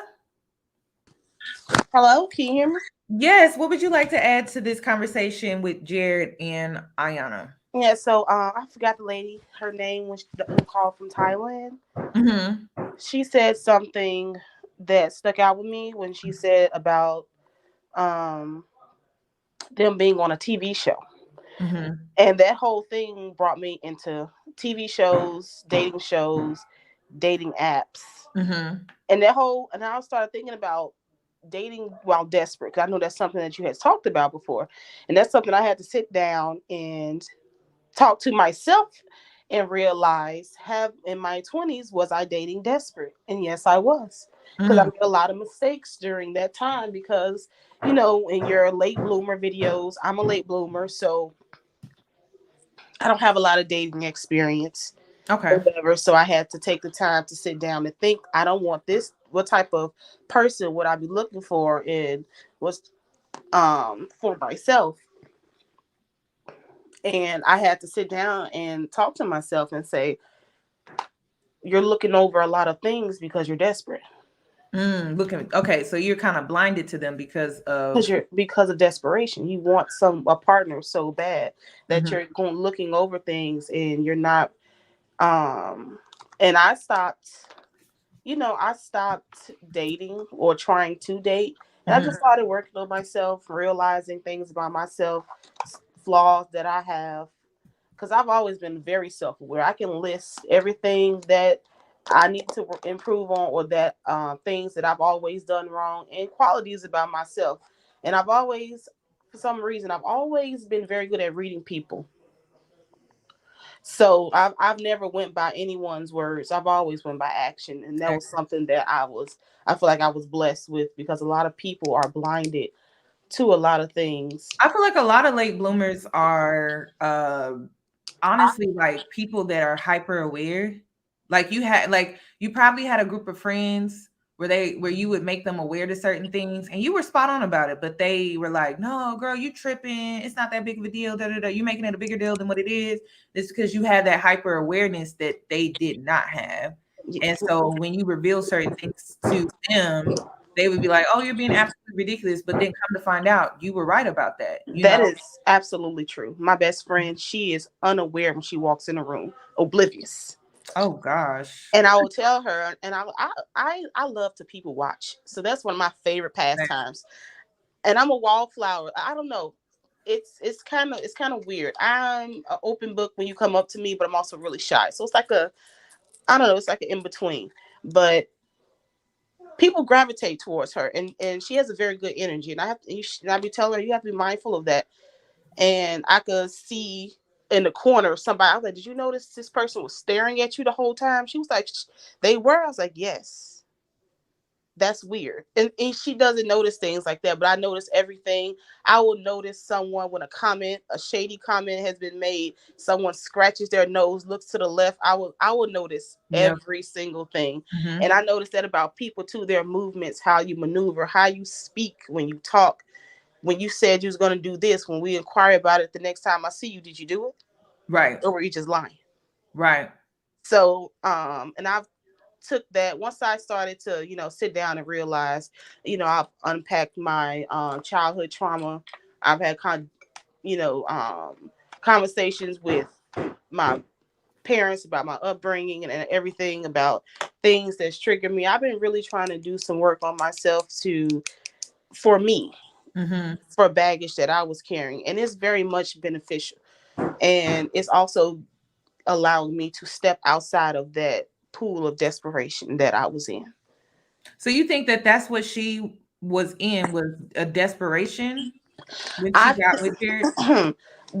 And that's also brought me to when the lady said about second choices. In my opinion, you have to have some type of inadequacy to be somebody's second choice.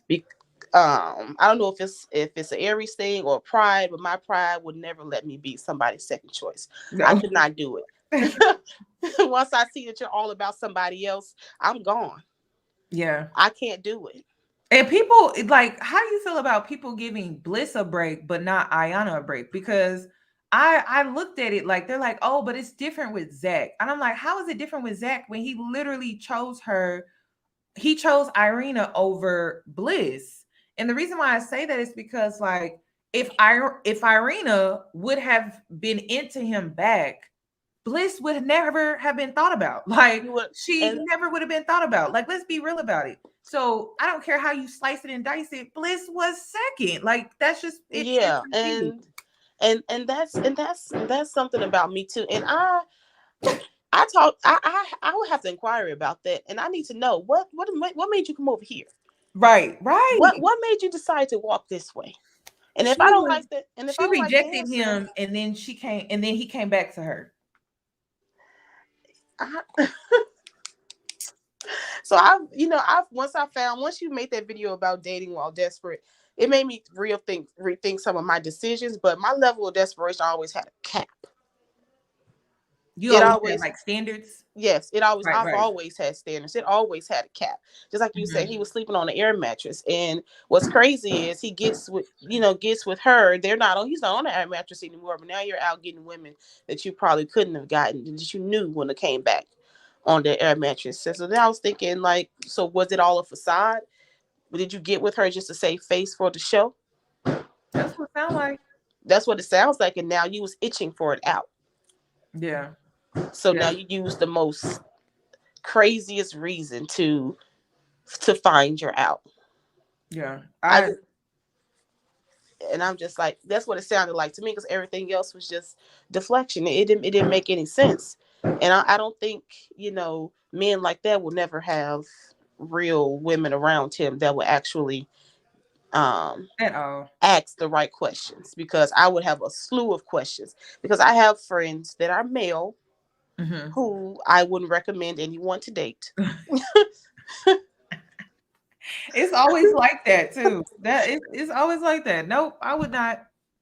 And I talk to them, and their logic makes zero sense. And it sounds like something that he took out of hand, they would have took out of hand too. Because I know men like him. Mm-hmm. And what's crazy is I've never met an actual stand-up guy for real. Because even the guy who I thought was a nice guy, that's when your nice guy video resonated so much with me too. There is no nice guy because he portrayed to be the nice guy. Them the worst. I feel like them are the worst. They put you through the most. The worst. And then they have enablers around them because they come across as like this nice guy, right? They come across as this really, really nice guy. Yeah. Feels very genuine at first. Yep. Luckily, I've always learned through other people's mistakes. My cousins went through severe cheating scandals. Oh my God. And just the whole BS of those relationships, I never wanted to do that. I couldn't do it. That's why I don't know. Her trauma scarred me because it was just so bad. And any inconsistencies in a guy, I'm turned off. You say you're going to do something, you don't do it, I'm turned off. It is so easily for me to be unattracted now. So that's why that's why I'm not on I deleted all my dating apps, so I'm not on there anymore. Like you always say, catch me outside. If you can't, catch me outside. And we not dating for height no more. We not dating because you attractive no more. Like, we not doing that. Like, are you actually emotionally intelligent? Because if you're not, it's a wrap. I don't care how much money you got.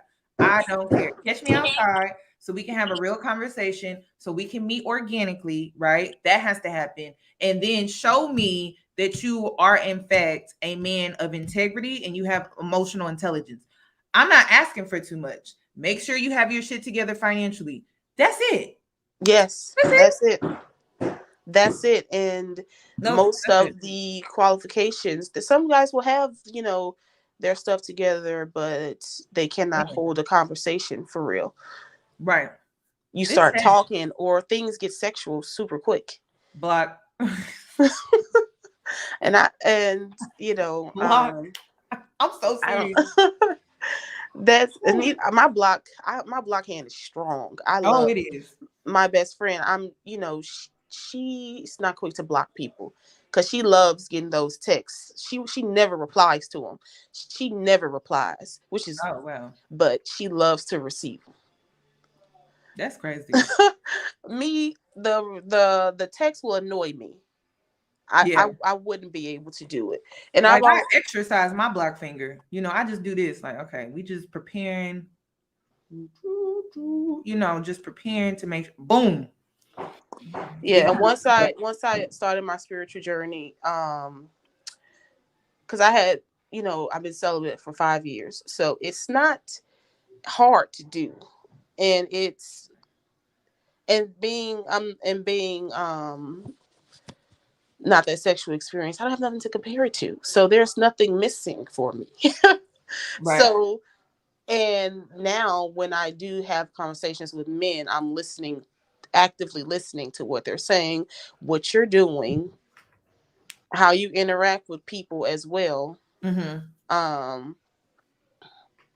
And are you listening to me as when I speak to you? Because I've had a because as you can see, I can talk for both of us. Right. And I went on a date. The way he orchestrated the date was perfect. I met him. He asked, we started talking. He asked me what I like to eat. What type of food do you like? He planned the date. He made the reservation because I love seafood. He planned the date, and we were having a conversation, and I had to step back and realize you're leading this conversation. He's not saying much. Mm-hmm. And he's probably men who do that are trying to get information on you. And watching your videos are very informative for me because it makes me aware of things that I do without knowing. Mm-hmm. So I'm an open book. I'm very transparent with anybody. I don't judge. You can't judge me because I don't have any regrets. So, you know, we can talk about anything because I'm not ashamed. And if it was a mistake, I can own that. Yes, it was a mistake. Trash decision on me. Yes. But we can talk about that, and that's with anybody. So while we're having conversations, you know, I'm saying things and I'm listening for a reply. Are you going to engage in this conversation? You don't have a rebuttal. Oh, yeah, like you don't have nothing to say. Yeah, that's a red flag. Yeah, it is. And then I had to hone in on men who mimic what you say. Ooh, why are they not changing their game plan? Because like I'm bored. Like I want to go out here and do field work and be introduced to new ways that men do weird things. So then I can come on here and have new content to give you. But they be doing the same thing. But then it goes to the concept where people say men are simple. And I'm really believing that concept because yeah, they are simple. Even when it comes to the games that they play, it's the same thing. They don't change it up a little bit. They don't change it up at all. And you know, me and my friends, we had a debate about the whole coffee date. I said, I'm not doing it. Not doing it. You know, what if you were talking and you want to see if the chemistry is the same in person and y'all could meet up for coffee? I was like, yeah, no. I don't want to do that.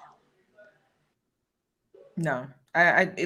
Like men make it about money. It's not. It's about low effort. You can put in effort by calling somebody.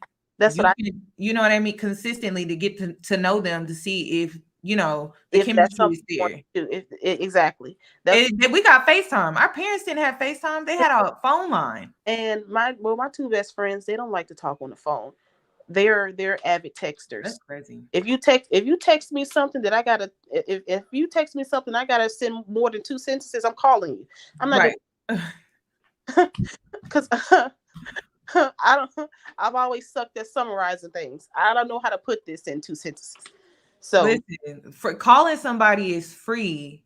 Okay, it doesn't, like, you don't have to pay for coffee to call somebody to get to know them. So men that have an issue with me when it comes to this coffee thing, listen, buddy, it's simple. It's free to consistently call someone and get to know them. You don't have to waste your money or your time to take a woman out to get to know her, to fill her out. Just call her. That's it. Like, actually have conversations with her consistently. Then you can fill her out to see that way, to see if she is worthy of a actual date where you put in real effort. Otherwise, like, come on. Now there is an age limit with this. If you 20, if the guy is like 20 something, like 20, listen, a coffee date on college campus, that makes sense to me.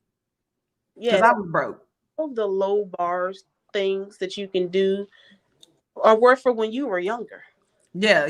Like when you're younger, coffee dates is acceptable to me when a man is like 20 something years old. Like, come on, lady. But as you get older and you become more mature and you establish more wealth, you don't have to be super duper wealthy, but you should be establishing yourself.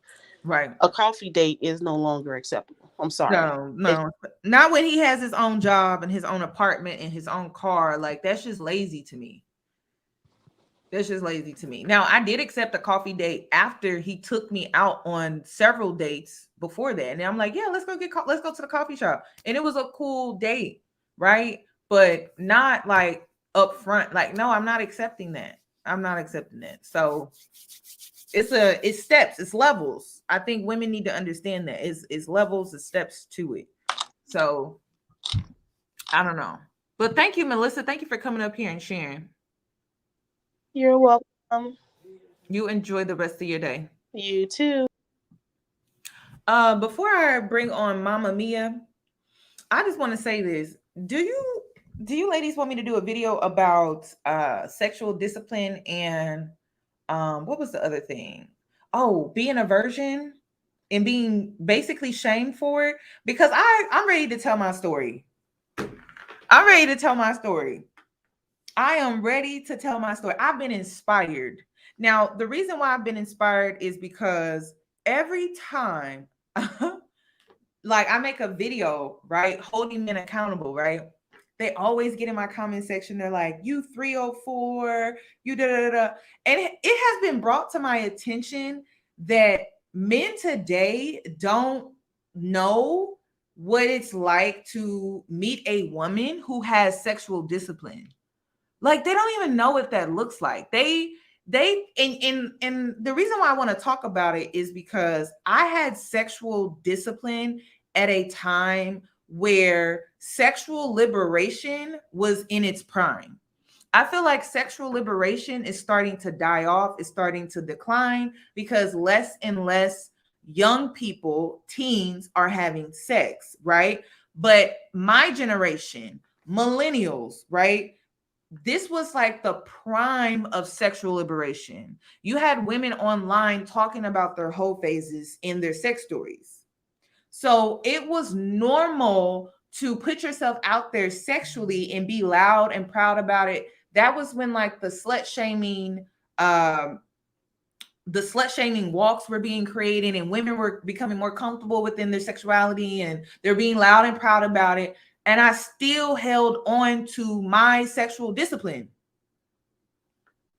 Still, even while being influenced, right? Even while being influenced by the culture that I came up in, like sexual liberation, I still had the sexual discipline.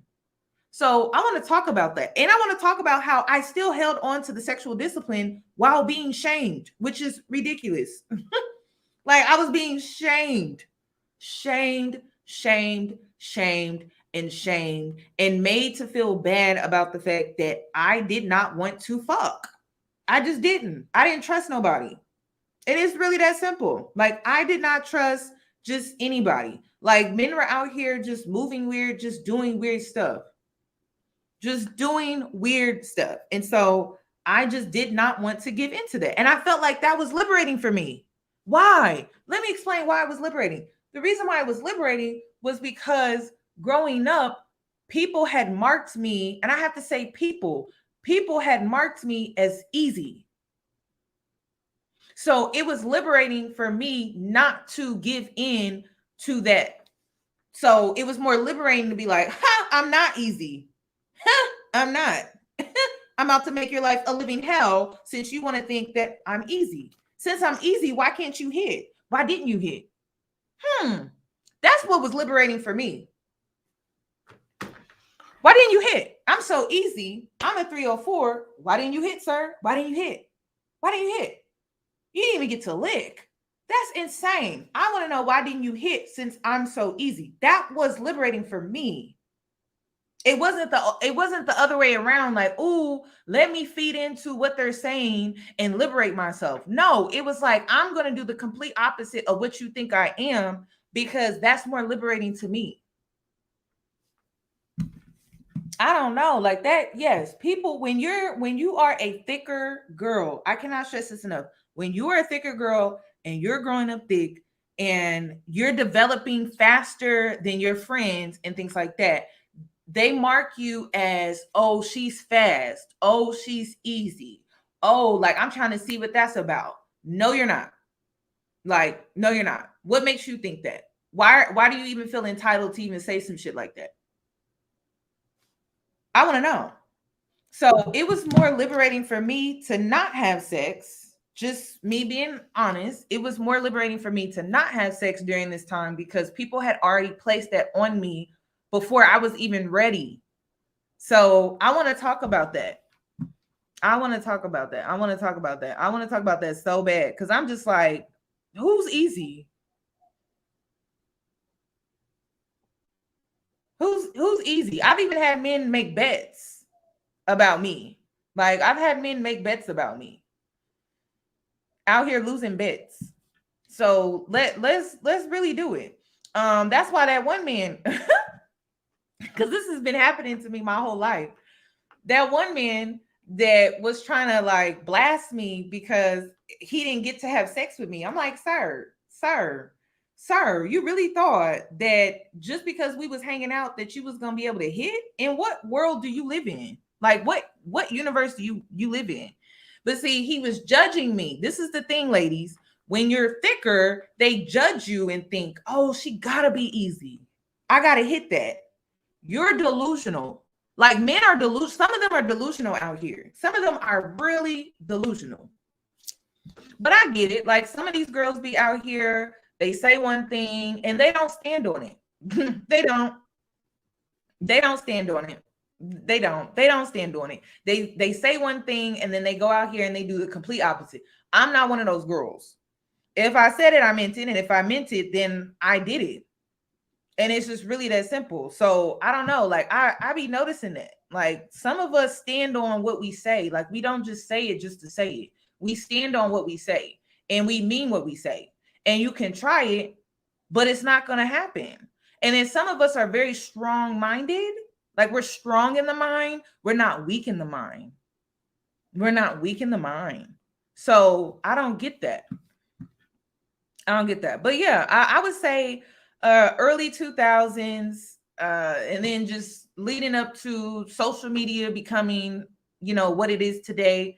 Sexual liberation, like it was what it is what it is. I just don't understand why sexual liberation can't be looked at both ways, like having sex and choosing not to have sex. Like liberation is about you choosing. It's not about what you decide to actually do. It's about you choosing whether you want to or you don't. Whatever feels right to you should be your liberation. That's one thing I didn't understand about the feminist movement, which is why I walked away from it, because it didn't really represent me, really, in my opinion, because the thing was, oh, we can do what men can do. I think what men do is trash. In my opinion, it's unsuccessful. They're not emotionally stable. They're not emotionally intelligent. So what they do just does not make sense to me. So I couldn't get on board with that. Then the other thing was the sexual liberation thing. I couldn't get on board with that. And I felt like it was kind of being pushed on me that in order for me to be liberated, I had to go out here and just be out here. That wasn't liberating to me. So I kind of separated myself from the feminist movement when I was like 23. I want to say 23 years old was when I kind of sidestepped, because I'm like, y'all becoming real extreme with this. And when you think about these movements out here, the reason why I don't claim them anymore, like I used to be pro-Black, I used to be body positive, I used to be part of the feminist movement, BML, all of these movements, they always lead to extremist things that no longer represent me. So I just divesting femininity, like all of it, trash, just trash. And it's always because it leads to this extremist rhetoric. Like, and when it leads to the extremist rhetoric, it loses its integrity. And that's where I just draw the line. Like, I'm just like, y'all doing too much. So I don't associate with pro-Black, not for me. Divesting, not for me. Femininity, not for me. Body positivity, not for me. The Black Lives Matter movement organization, not for me. It's just, no, I'm sorry. Get somebody else to do it, because I wash my hands with that. I don't claim no movement out here, because every time you do, I swear, every time you do, it becomes so extreme where it just don't represent me no more. And that's not like even the body positivity movement. The body positivity movement became toxic to me when I was trying to get healthy. Like I was really trying to get healthy and I wasn't being supported. I'm like, what happened? I'm like, how? Okay, so the body positivity movement supports me when I'm unhealthy, but it doesn't support me when I'm actively trying to get healthy. What the hell? Because it was trying to prove that, oh, like when you're a certain size, like that's the only time you can be represented in a body positive way. And I'm just like, what? Why can I not be represented in a body positive way healthy? So I said, I'm done. Then the pro-Black movement. Oh my God. I don't even know where to start with that. I don't. Okay. Hotep this, Black Israelites that we need to do this. I'm just like, you know what? This ain't for me either. You lost me. This ain't for me either. It's just too much. It's not realistic. Then the femininity. Oh my gosh. The femininity movement loved it. The reason why I don't do femininity content, right, which I think I'm going to start doing it again, but the reason why I just stopped is because it became performative.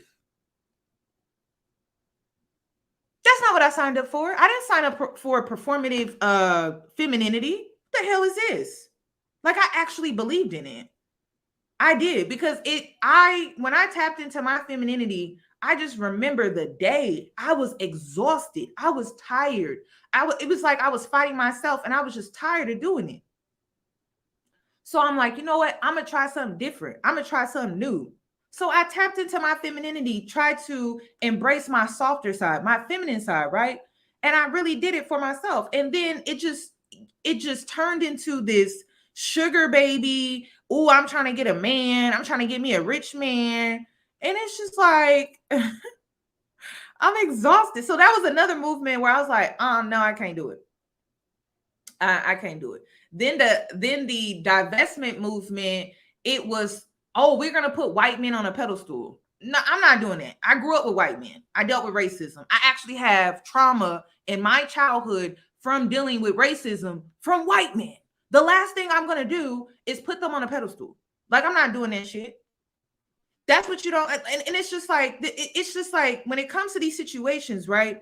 When I think of a black man, I think of self-hatred, colorism. When I think of a white man, I think of a white man who doesn't see me as human or valuable because I'm black, and I think of racism.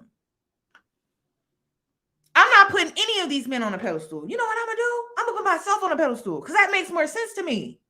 So I couldn't get with the divestment thing. I just couldn't. I'm sorry. I've been sexually assaulted by a black man, been sexually assaulted by a white man. One thing about men, they have one thing in common. They do. They all have one thing in common, and that is misogyny. I tell y'all that all the time. So I'm not going to sit here and put one man on a pedestal and then put the other man down. Like, it just didn't make sense to me, not based off of my life experiences. So it just didn't align with me no more. I'm like, I can't even get with divesting. I can't even get with that. So I'm just like, you know what? Maybe these communities, these movements, they just not for me. They just not for me. So that's me being real with y'all. That's me being fair. It's toxic. I mean, damn. So don't ask me about no movement, no community. I'm not a part of none of that. None of it. None of it. Don't associate me with it. It don't got nothing to do with me. I don't know what you're talking about.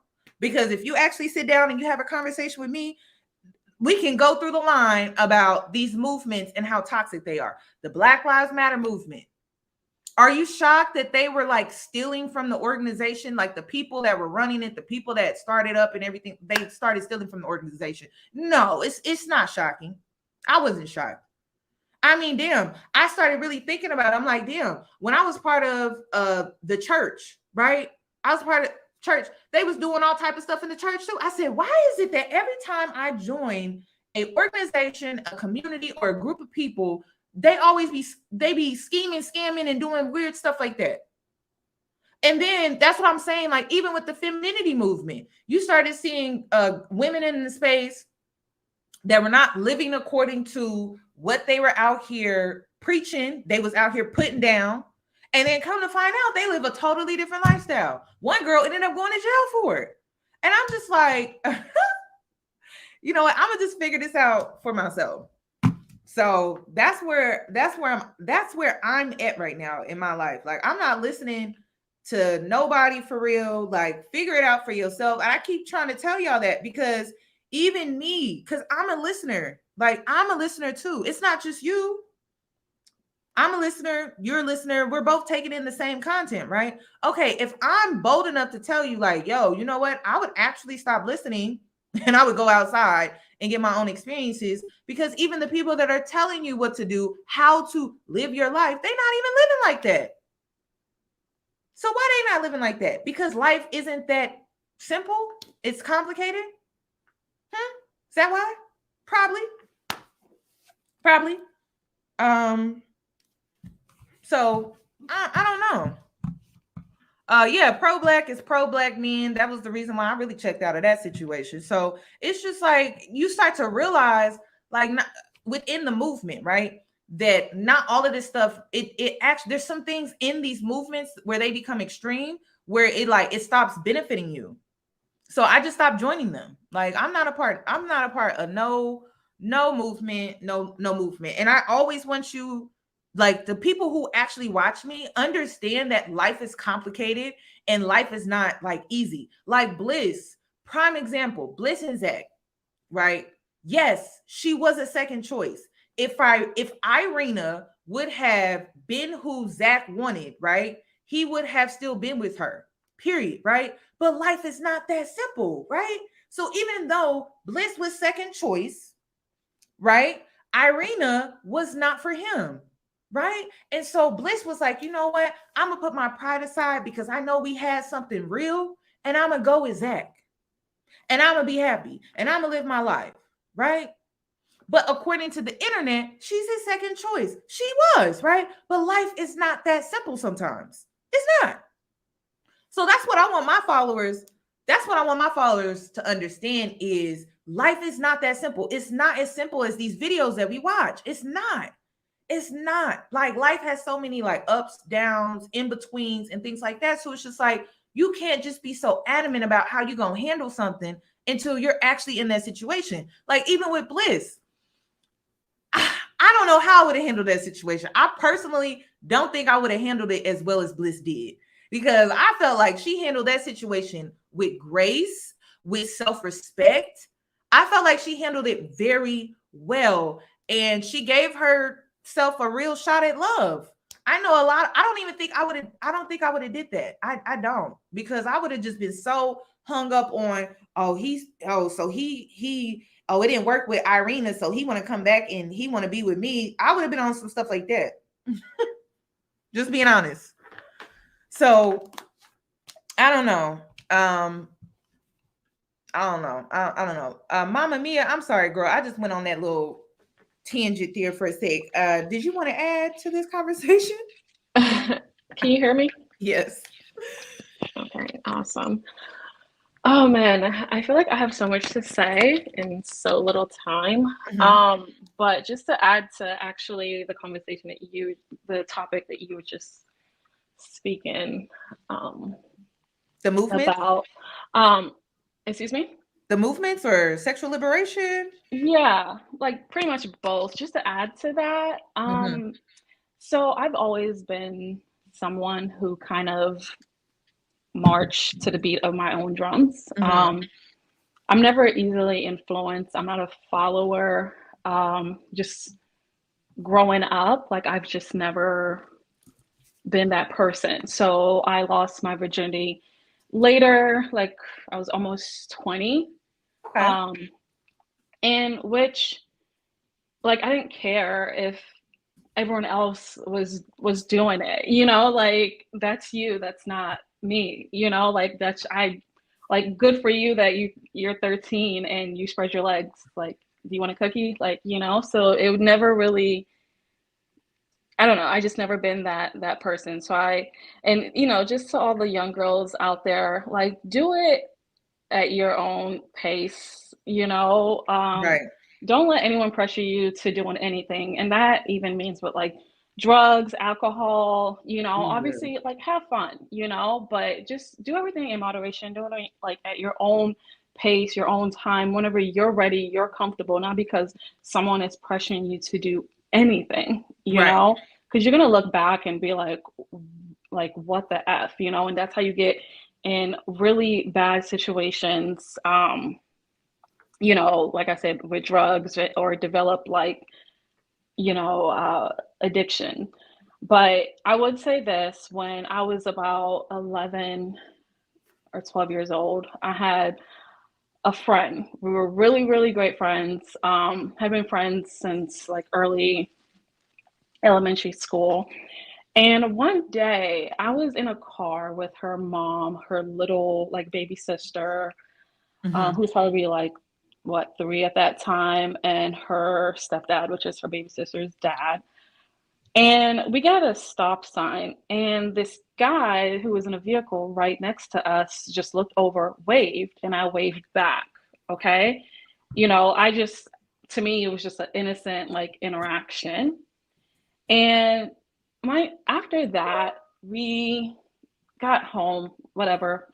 I went home, and I would go over her house because we live in the same neighborhood. I would knock on her door and she wouldn't answer. Right? And I would do it. And then when I would see her like on the bus, you know, she would ignore me completely. And one day I was just like, you know, like after like a couple of days, I was like, hey, like, what's going on? What happened? What did I do? You know, like, she was like, you know, my mom doesn't want me to hang out with you because she thinks you're fast. I was like, what do you mean? She was like, well, you waved to that guy, you know, in the vehicle right next to us the other day. And because of that, she thinks you're fast. Oh my God. I'm what, 11, 12 years old. I'm a kid, you know, like I'm not looking at this grown man in a car and all like for your imagination to even go that far to sexualize a 12-year-old Girl, that's weird. girl. It's just it was just really like insane. And it hurt me to the core at such a young age because I was like, I don't know. I was just just super like dumbfounded. Like I cannot believe that happened. Mind you, years later, she's a girl that's, you know, performing fellatios at movie theaters, you know, back of the school bus, you know, but she doesn't know that about her child. She's lost her virginity, and I'm over here. And it's just weird because just like, you know, throughout like our lives, you know, like in middle school, high school, just knowing like all the things that she would do, you know, and then just thinking back like, wow, your mom was calling me fast while the entire time like your daughter is the hoe of the town, you know, and I'm over here and, you know, years later, you know, just losing my virginity so later on in life. I mean, it's not later on, but I guess it's, you know, some girls got pregnant at like 13 at my school, you know, so it was just weird. But, and like I said, that just to talk about that. And then the whole divestment and Black Lives Matter, like all of those groups, like, I'm sorry, like some of y'all really, really need to learn how to live your own life and don't get so easily, you know, like I said, influence, you know. I think people, because to me, it's like a cult, you know, and if you are that easily, if you can be that easily like manipulated, because it's a cult, if you really think about it, you know what I mean? Like, what is the difference between them and Charles Manson, you know, like, what? Because he's not asking you to drink a poison and go to sleep. You know, he's not asking you to go to Hollywood Hills and kill a bunch of celebrities. Have you realized the Matrix? It's obsessed with like cults. Yes, that's why I was like, as soon as when I really took myself out the Matrix, I'm like, I'm done with groups. Like, I'm an individual and I crave individuality. Like, I do say things like, "Oh, you're a tribe member." Like, but you're a member, meaning you come as yourself. Like, you're not coming as something that I want you to be. Like, you're coming as yourself. But this Matrix, like this system that we live in, it's obsessed with groups. Like, even when I was younger, like even when you were like in high school and stuff like that, it was clicky, clicky, click, click, click, click. Like, this system is so obsessed with groups, and I've never been obsessed with like groups like that. Like, actually, I've always been the opposite. Yes, that's so true, because one of my friend, you know, obviously I'm Black, I'm actually African. She's Black American, and, you know, growing up in my area, you know, it's predominantly like white, Asian, you know, in Northern Virginia.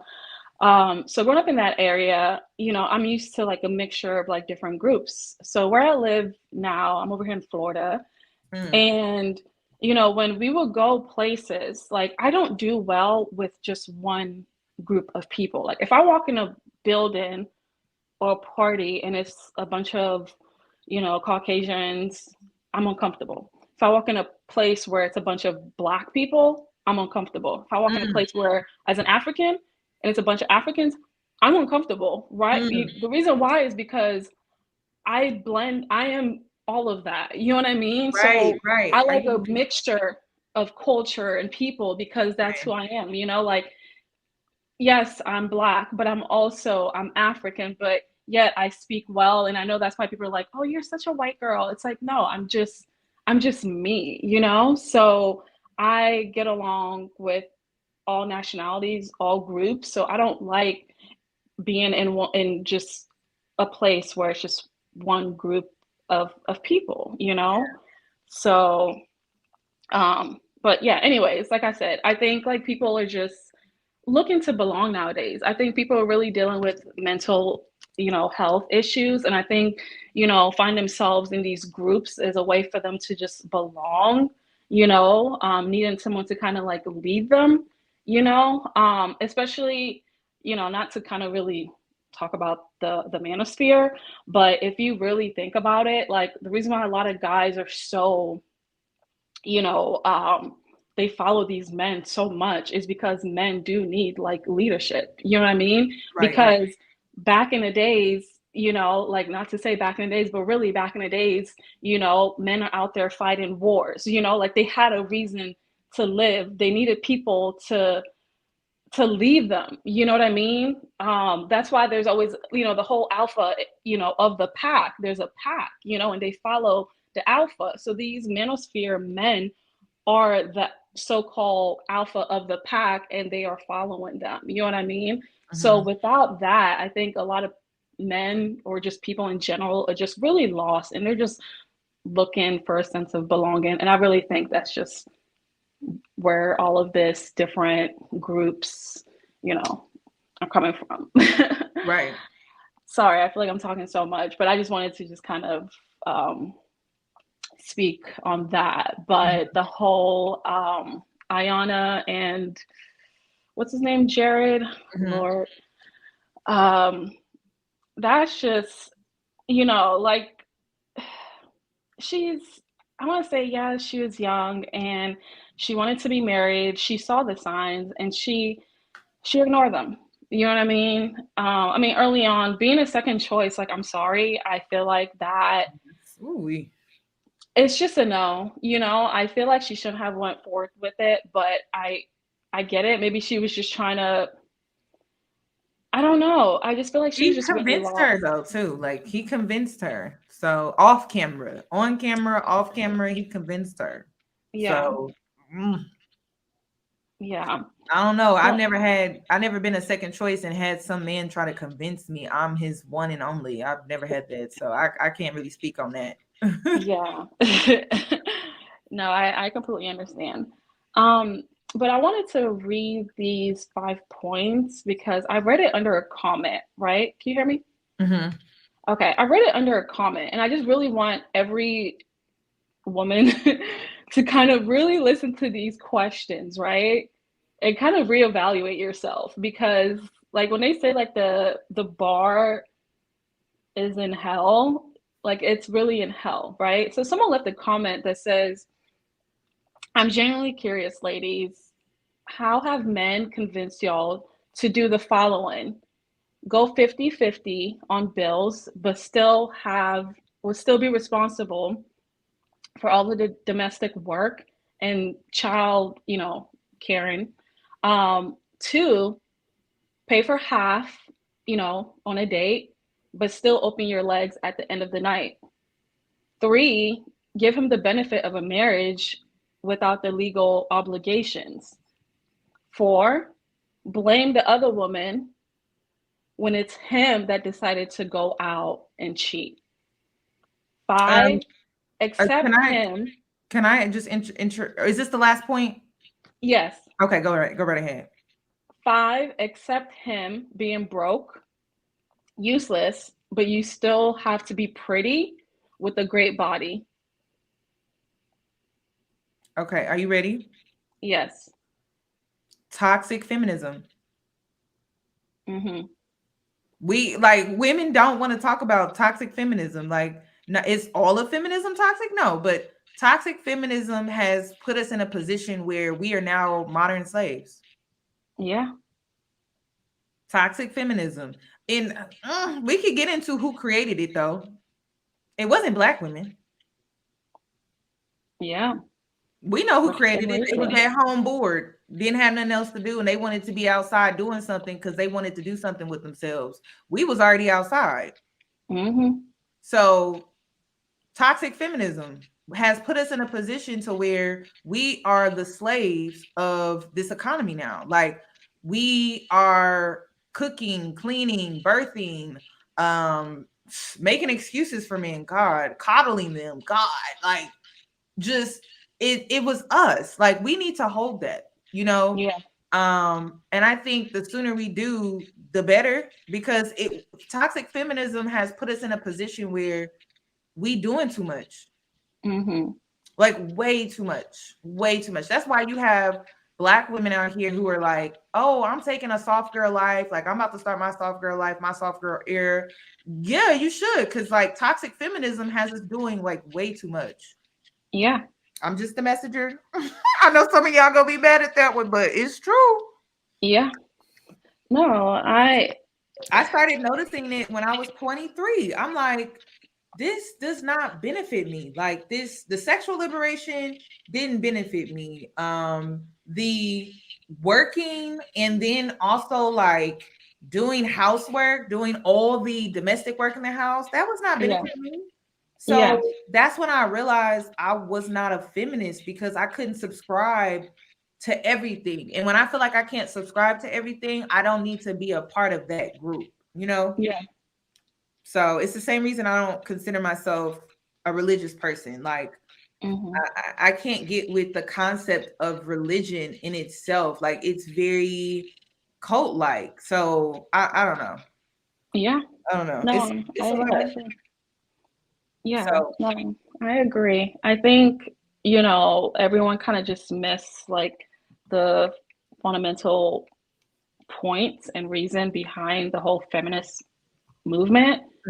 This is not it. You know what I mean? Like what we're seeing. we just took it too far. Like I felt like when it was created, it had great intentions, but that's what I'm saying. Like one thing that I've noticed, it doesn't matter what movement that's out here. We could even bring in politics, like the liberals, Republicans, Democrats, like they all have their thing about them that's just like, okay, it's like it's leading to that extremist mindset and rhetoric and things. Even conservative people, like even the most conservative people go off to the deep end. They go far left within conservativeness, where it's just like, okay, I can't even like subscribe to that fully because that's just too much.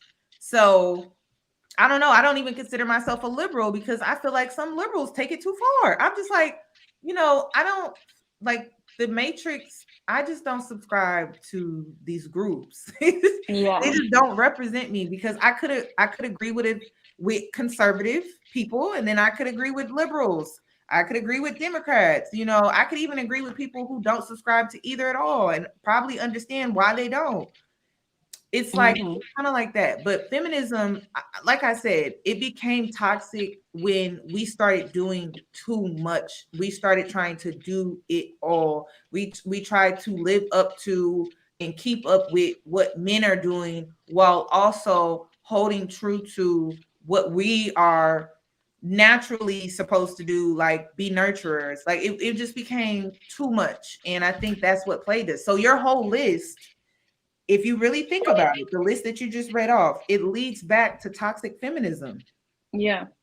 Sadly. No, I completely agree, because it's just like I said, I just feel like we kind of miss the whole core value, you know, of the movement, and it's just completely turned into something it's just ridiculous, you know. There's a clip that I saw where a girl was at the gym and she's struggling, I guess she's like bench pressing and she's struggling like in her last rep, and the guys are commenting, well, you know, you're a feminist or whatever, you know, oh, you can do it, you're independent, you can do it all by yourself. And I'm like, what does that have to do with, you know, like I don't understand. We just lost our balance. That's all. Yeah. Like, dang, like at one point, women couldn't vote. We couldn't have our own bank account. We couldn't, you know what I mean? Like, we had to put up with so much because we literally lived under men. So that's why the whole feminism movement started. It wasn't so that, oh, we're independent, we don't need you guys. Like, humans need each other. Like, what we mean when people say, oh, I don't need a man, it doesn't, of course she needs you, she wants you, you know what I mean? Just, and vice versa. It's just saying, like, I just don't need you for survival, meaning without you I can still get a job, you know, like, whereas 50 years ago I couldn't, you know, without you I can still open a bank account, you know, without you, you know, I can go to school, where 50 years ago we couldn't do any of that. So those were the core values of the whole feminist movement. I'm not a feminist whatsoever. I understand the core values of it, but what it is now, it's just too much. The sexual liberation, the slut walk, like, chill out. But that's all I have to say. I feel like I'm taking up too much of your time, but thank you, Mia.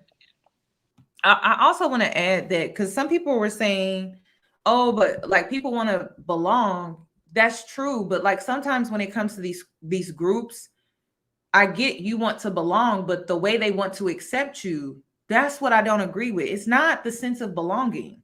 Like, I remember even when I was like in high school, like wanting to belong, but like they didn't want to accept me for who I was. So I couldn't get with wanting to belong in a space where they did not want to accept me in my true nature. Like, in order for me to be in this group, in order for me to belong and to be accepted, I had to change who I naturally was. And I just couldn't get with that. So that's what I'm saying. Like, even with these communities, you know, I noticed how femininity, divestment, in order for you to belong, in order for them to accept you, you got to do X, Y, and Z. Like, they give you a whole list. Like, if you're not doing this, then you not really sitting with us like that. And it's just like, is this high school? Like, like what are we doing? Like, when people come on my page, like, you belong because I accept you for who you are, not because, oh, you're who I want you to be. Like, I just accept you for who you are as an individual. Like, you don't have to be something that you're not. That's weird to, so yeah. So I get that. And then also with feminists being like extreme and like feminism being extreme and things like that, it was necessary at one point. Like, it was, because as women, we had to push boundaries and limits that they had kind of forced onto us. But see, this is where we messed up. It wasn't that we were so extreme. No, we needed to be. We had to be. It's just that when things started to kind of even out and balance out, we didn't know how to pull back. Like, now we're out here still like pushing limits in areas that really are not beneficial to us, like working longer hours or working more. That's not beneficial to us. We don't need to be extreme about that no more. I'm sorry. Compared to where we started, where women weren't allowed, well, white women were not allowed to work. They had to be extreme so they could work, right? But now it's like we're being extreme to work more and harder. That doesn't make sense to me. That's why I'm like, y'all losing me with that. So it's really about balance. It's about balance. Brittany, did you want to add to this conversation?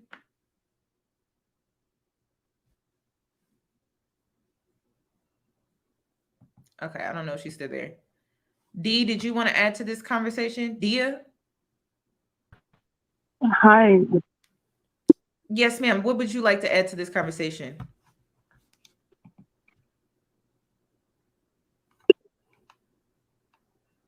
Oh, what happened? Can you hear me? Yes.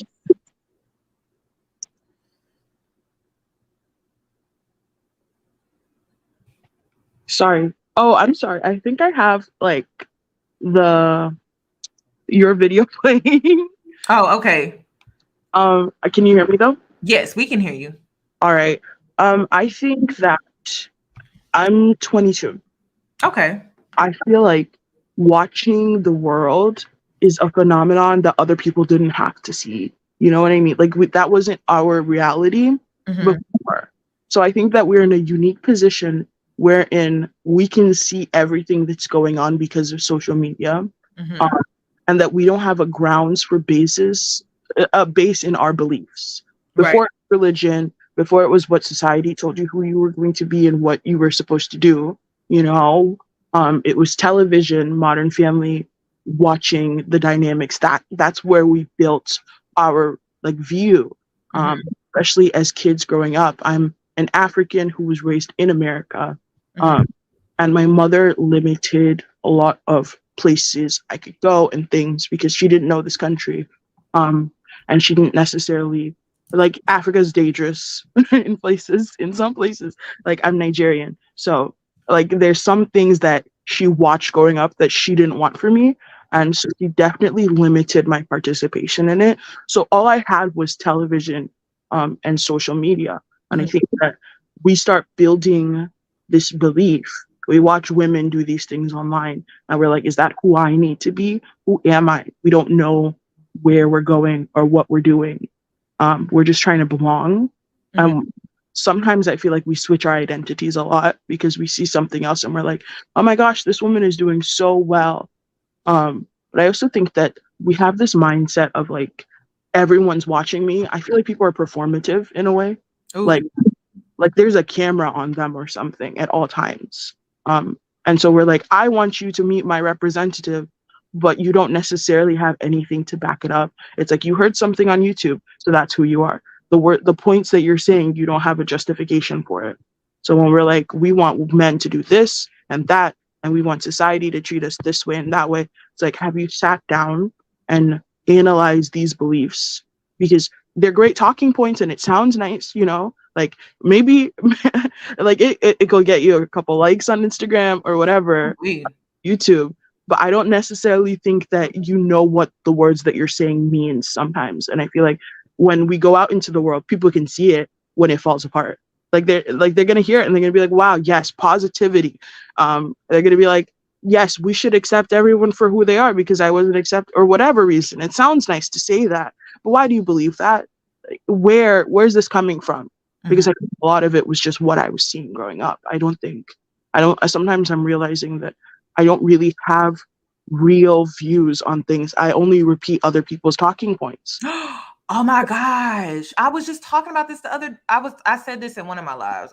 One of my live streams where I said, nowadays, you'll hear someone else's opinion about something before you even have your own opinion about something. And that's dangerous. Yes. Because you should form your own opinion before you listen to someone else's. This is why I tell you guys all the time that I don't like listening to other content creators, not because I don't want to support them, but because I don't want to take on their opinion as if it's my own. I want to have my own opinion and make my commentary from a genuine, authentic place rather than listening to these other content creators that I love, by the way. But it's just like, I don't want them influencing my opinion or my commentary. Like people come here, they want to hear my thoughts. They want to hear my opinions, not the opinions of someone else. So I brought it to my viewers, you guys, you ladies and things like that. I brought it to your attention to wait, like remember to check out a social media for a sec, get your own opinion about something before you start taking in someone else's opinion, because it has the ability to influence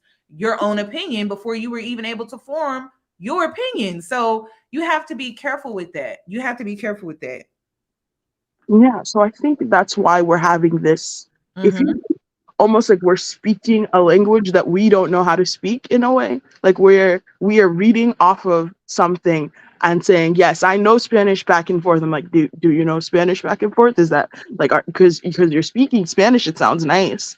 But do you understand like the ramifications of all these things? And I feel like social media has made us not necessarily, I feel like social media has made us represent groups. Like when we talk, we are the representative. And I don't think that's safe. I feel like when people are representatives, they have a lot of training and they have other people behind them to check them. But when it's just us in this public space, nobody gives the mic to some random person. Well, I guess you are technically giving the mic to some random person. I do on here because I believe in individuality. Like I crave that. Like, I'm sorry. Like, that's one thing about me that's never going to change because it's just in me. It's been in me since I was a kid.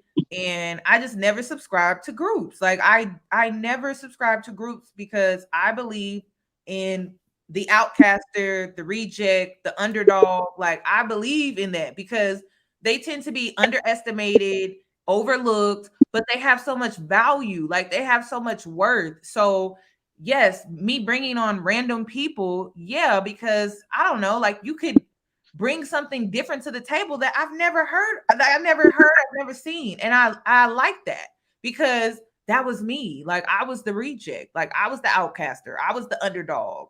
So I like to speak to other underdogs. And I know a lot of you guys are overlooked and underappreciated. And you may be seen as a random, but you may actually come on and like drop some real knowledge. So yeah, I'm gonna talk to you. I appreciate that, but I also think that when, like, in a small, safe, like, space like this, like it's not necessarily announcing it to everybody and anybody. Right. I feel like a lot of times people will point to one person and one moment as the antithesis of their being, you know, like there cannot be anything else. But you said this. Remember when you said that? People are like, we need to hold you accountable. I'm like, this person, people, we need to separate that video of you, that 10-second video of you, from who you are, and you need to do that for yourself. Oh yeah. Because I feel like we can't just keep, who are we performing for?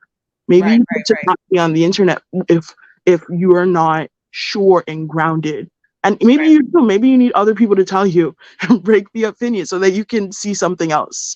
But I think that when people get one narrative of you, it is like posted on the wall, and that is who you are, and you can never change from that. So you have to be very careful in how you're presenting. Just like when I'm watching Love is Blind, I'm like, it is so, you can say that it's natural and you can say that they're people and it's reality, but this is, regardless of whether they gave you a script or not, you are performing. And so she felt like she needed to get married because she joined the show. And people will tell you, why did you go on the show if you didn't want to get married?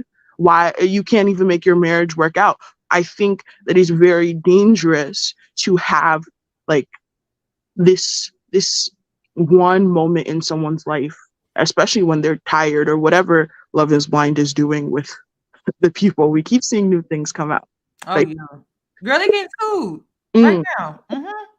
I think it's very dangerous for people to just see that and think that, oh my gosh, I want to go on Love is Blind and I want to show everyone. I'm like, you may make one small negative comment and that could be something that Love is Blind puts on the, like, I don't know if you want to trust producers because it sounds nice to have a negative person, but like when I watch them, I'm like, I don't know if Irina was the worst. I mean, I've seen people like Irina in school. I've seen people like Irina existing and their life doesn't fall apart, you know, but now we're looking at her and we're like, oh my gosh, you are the worst human being ever.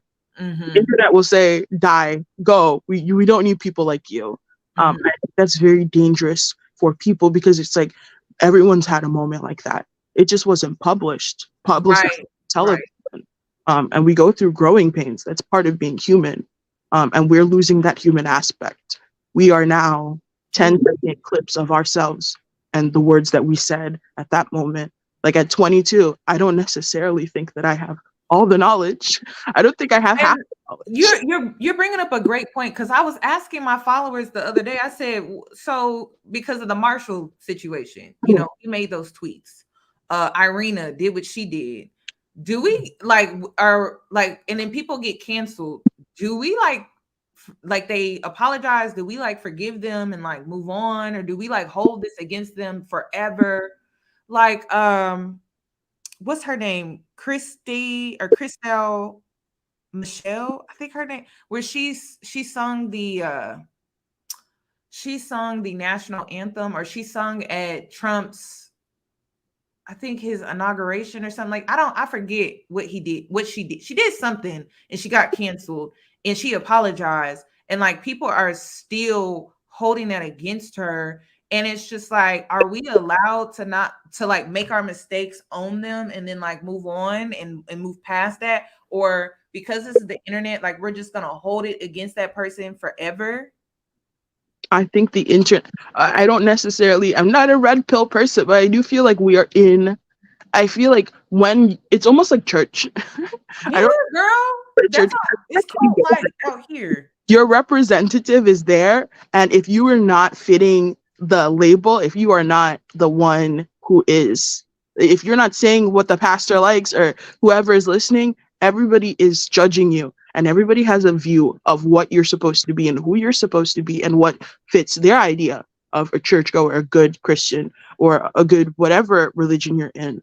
And I feel like when we're on the internet, we have a view, especially as Americans, because I feel like Americans are on, that's the space I see. But Americans are on here and we're embarrassing and we're annoying. But I don't necessarily hold myself thinking about her in the middle of the night or thinking about other people like that. And I don't know why the internet has. It is just, it's this concept. It's like, where are we going? Like, why? I actually had to take a step back from the internet and social media because it's becoming so extreme. Like it's becoming like really extreme to the point like it's scary because if you do one thing and it's posted to the internet and you could have sincerely been like, dang, like I really messed up. I'm so sorry. And people will hold it against you forever. It's never gone. That is who you are now. Like, so yeah, like even with me making this video about Jarrette, like he could change his whole life around. I'm not gonna hold this against him. Like, well, you know what he did the last time. You know what I mean? Like, I'm just I leave room for people to grow, to change, because that's why we're here. Like, we're here to gain and to live an experience, and we're going along as we go. And we may not always get it right the first time, right?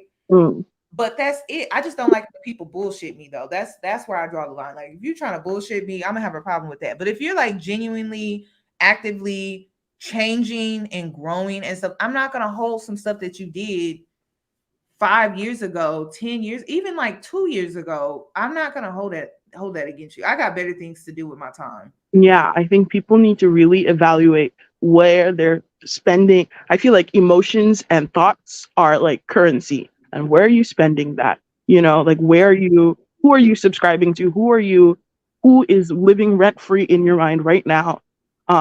Why is it so important to you? Because you don't know them. We don't know Jarrette. Like we saw Jarrette's character on television. We saw what he portrayed to us, but we don't know Ayanna. We just identify with some of the things she's going through that we've seen. Right. We're there. And I think it's very dangerous for people to always have this internet or just anything. I feel like when you're watching something or when something didn't happen to you and you weren't there, and even if it did happen to you, we are not living through people's experiences. No. But I'm noticing that that's social media now. That's why I do not like to post my life on here. I like to show people bits and pieces, but like not enough to where you can live through me.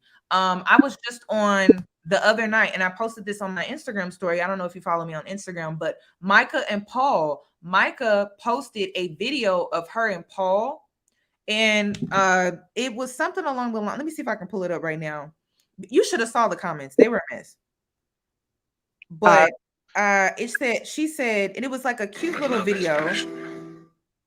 And she said, a glimpse into our relationship through our own lens after filming. Like she posted this like 3 days ago, right?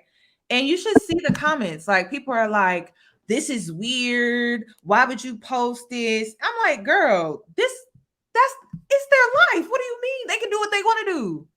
I also think it's because when we saw Love is Blind, we're not seeing what they would have put out there. We're seeing what the sisters chose to put out there. And it's already open. It's already an open conversation. It's already a big book that everyone's discussing. So you might as well try to, I guess, nudge or try to show people more. I understand that. I really do. I think like once people have that idea, as human beings, we want to try our best to change their mind. We want everyone to think like us. It's a weird thing, but I mean, might as well post it. It's already there. People are discussing you. Right. It's a bad thing. Right. I don't get it. I don't. It's scary. It's scary. But thank you for coming up here and sharing your thoughts with me. Thank you for having me. You're welcome. Conversation. Bye-bye. I'm going to show you what I'm talking about because the internet is becoming a very scary place. Let me show you what I'm talking about. Because I'm just like, this is their life. Like, why y'all trying to tell these people how to live their life? Hold on, let me show you. She posted this.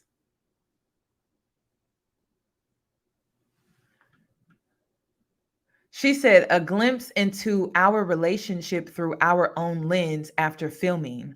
Paul, I'll always be so thankful that you came into my life. We shared something so special together. No one will ever be able to replace that. No matter what, I'll always love you. Sometimes we have to let go of what we thought was meant to be. And although it's difficult, it's also an opportunity for growth. Thank you all for being a part of our journey. Okay. Then Paul responds. He says, my love for you isn't going anywhere. Maybe we're together, maybe we're not, but regardless, we'll still have that no matter what. Okay. And then, girl, I was in the comment section just reading the comment, and like it was just weird. Like this one girl said, why post this now? It's been a year. Wait, this is so weird. And I'm just like, these comments are weird. You don't know them. Like people be too invested, y'all. I'm sorry. I'm like, listen, I'll come on here and I'll give my opinion about it. And then like later today, I'm gonna be thinking about something else. I'm gonna be thinking about now. I know some of y'all are like, wait, hold up. I've never seen this. Yeah, she posted this. When she posted this, let me pull it up. I wasn't expecting it though, but I'm like, it is what it is. I really thought her and Paul had something very real. I was shocked that they didn't work out. She posted this 3 days ago. She posted this 3 days ago. So I'm just like, you guys, I know this is the internet and everything, but you really don't know people until you meet them offline. That's number one. And then number two, you can't live your life through these people online. Like you have to go outside and live your own life. You know, that's why I'm always telling you to go outside, get your own experiences, learn more about yourself through your own experiences and not through other people. I think it's great that you can come online and resonate with people through their experiences and things like that, but you still have to go outside and live your own experiences for yourself. So I just wanted to share that. My shirt says, stop having sex with men that you think ain't shit.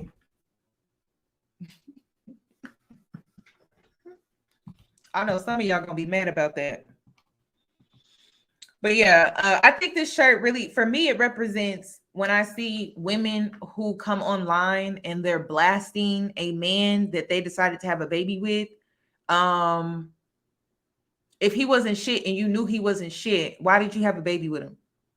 That's accountability. It's accountability.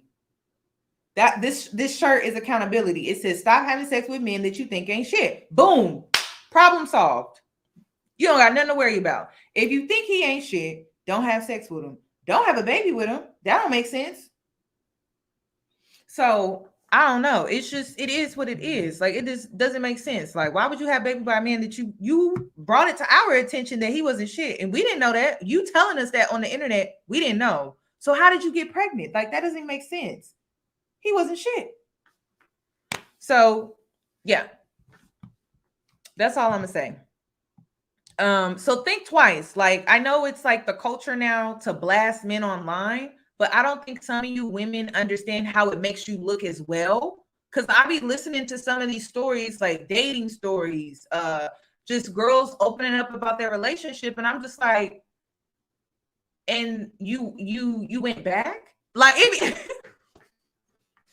you went back for a fourth time after, like, he put you through all of that and then you decided to go back? Or he did this and you still went on a date with him? Or he did this and you still had sex with him? I don't think women understand how it also makes them look. They be so focused because they be coming from a place of hurt that they're like, oh, I need to expose this man. I need to expose it. But it makes you look crazy though. It makes you look crazy because you was dealing with this, and this. And you stayed, and now you're blasting him, but then it's like you're also exposing yourself. So be careful about that. I don't know why girls do that. I'm like, girl, Did you not think how this was gonna make you look in the process of you exposing him? It makes you look bad. So think twice about that. I know it's the thing to do now where it's like, oh, I'm gonna do a story time, but like, are you willing to deal with the judgment of how people are gonna look at you? Think about that for a sec. Think about that. Because I do. I think about that. If I'm being transparent with you, I'm like, damn, they about to, woo, girl, they about to rip me a new one too, because I have to tell them how I even ended up in this situation. And by me ended up in this situation, it makes me look bad. So be careful about that. Like I've seen what was her name? I don't even know what her name was, but she was like a celebrity and she was blasting her baby daddy. And I'm like, Louis, Louis, you don't even have a driver's license. Louis, you don't even have a driver's license. I'm like, girl, so you was out here dating a man with no driver's license? But he ain't shit, but you knew he wasn't shit because you knew he didn't have a driver's license and you still had a baby by him, Louis? I know y'all know who I'm talking about. I forget the girl's name, but she was like, Louis. She was just going off on this man. And the whole time she was exposing Louis, I'm like, girl, you was dealing with, she was like a millionaire. You dealing with a man with no driver's license? That's when I was like, that's when my mind started to change about when I hear women blast men. I'm like, wait a minute, they telling us a lot about themselves too, as they're exposing the man the Dusty that they was dealing with. You was out here dealing with a man with no driver's license as a millionaire? Super Scent, that's her name. Super Scent, yep. That's why I was like, ladies, before you hop online to blast a man, think, how this gonna make me look? How is it gonna make me look? You know what? I'm gonna just take this L in silence because I was out here dealing with a man with no driver's license. I'm a millionaire. I got my shit together, but I'm out here dealing with a man with no driver's license and I'm hurt and I want to put him on blast. But by me putting him on blast, I have to tell the world that I was out here as a millionaire woman dealing with a man with no driver's license. It's like, that's why I'm wearing this shirt. Accountability, ladies. Stop having sex with men that you think ain't shit. Period. That's seriously. Stop dealing with men that don't have a driver's license. A driver's license? When she went on that rant, I was like, oh my God, did she not understand how this makes her look? This makes, like, girl, how you got your stuff all the way together and you dealing with a man that don't have a driver's license? Girl, a man that don't have a driver's license don't have a job. A man that don't have a driver's license, he don't own a business. A man that don't have a driver's license, he probably don't even have a car. Oh my God, like you need a driver's license for just about any and everything. A driver's license, he probably didn't even have, y'all, he probably didn't even have a passport. So be careful about that. I'm logging out. You ladies, and to the men that are on here, you enjoy the rest of your day. But before you go blasting somebody, I'm gonna need you to think long and hard. Like, damn, is this about to make me look bad? Yeah, this is gonna make me look real bad. I'm gonna just keep it to myself. So be careful before you hit that post, you hit that send, because you could go viral. That's another thing. You don't know what you're gonna go viral for, you know. And if you decide to be transparent and expose somebody, and this is how you go viral, girl, think twice about it. I know we live in a culture now where it's so normal, but girl, I would think twice about that. So I'm logging out. You enjoy the rest of your day. I'm going to leave this video up. It's going to stay up. And yeah. Before I leave, though, I have one more question. When it comes to my platform, I want to know, what changes would you like for me to see on my platform? Because I do want to know, like, when it comes to these longer live streams, do you want me to take some of it and chop it up, edit it, and put it as a posted video? Like, do you want to see that? Is that something? Because I don't want to waste my time with something that I feel like you're not going to, like, engage in. That's what I want to know. I'm definitely doing beauty content because I told you that that's what I was going to do. But it's just May is when I said I was going to start beauty content. Because people send me mixed messages. They like longer videos, then they don't like longer videos. They like posted content. I get, based off of my engagement, people love my reactions, but people feel like, oh, you're not putting in as much work with your reactions, it's lazy. So let me know, like, what do you want to see? Because I can expand myself way farther than what I'm doing. I'm just doing according to what I get engagement on. Yeah, like people love my live reactions. That's why I'm just like, mix match. That's what I'm gonna do. So because I'm mix matching for the next few weeks, I'm gonna work on posted content. I may even get back into recording myself, pre-recording, editing, and then posting my content. Voiceover videos are just easier for me because if a story breaks out, I can hop on it kind of fast versus if I have to sit down, record it, edit it, get all my research together, that just takes longer. And nowadays, when it comes to social media, news, it becomes old real fast. Like, that's why I'm like, should I even do a video regarding Love is Blind season 4? Because I got kind of in on that late. So I don't know. So let me know. Keep the long form lives. That's what, see, people say that a lot. I love the live videos. I love the live videos too because I like to interact. It's so weird. I don't know. Like ever since I tried to go back to recorded videos, it's weird recording. And it's like, oh my God, I'm back to talking to myself. So it's kind of weird. Okay, so basically what I'm getting from the feedback is a mix of both. So since I've been doing a lot of lives, I'm going to do some posted content for a little bit and kind of balance things out. And then I'll come back and do a live and then go back to posted videos and things like that. So that's what it sounds like. Okay, and then beauty content. Beauty content is not going to be on this channel. It's going to be on a different channel. I'm sorry. It's going to be on a different channel. I like the lives because we can engage with each other. Yes, I love the lives too. Yes. Okay. How do I do a poll? I don't even know how to do a poll in the chat. Can you do a poll in the chat or do you have to do it on community tab? Okay, to get a general idea. I'll do that because I know not everybody is in here too. Yeah, in real time. Okay. So my lives, I really want my lives to be dedicated to like live reactions. And then that's where I'm going. And then of course, if it's like breaking news and it's something that just happened, it's easy for me to do a voiceover because I can get on that pretty quick. And then beauty content and stuff like that. So I'll do it in the community, but it's really sounding like you want both, like you want a mixture of both, but I'll do a poll. Alrighty, I'm logging out. You all enjoy the rest of your Friday. I'm going outside. I'm gonna be outside this weekend. I'm gonna be outside all weekend. I'm gonna be outside all weekend. I'm going to, well, I'm not gonna say where I'm going because that's dangerous, but I'm going to this new spot that opened up in Houston.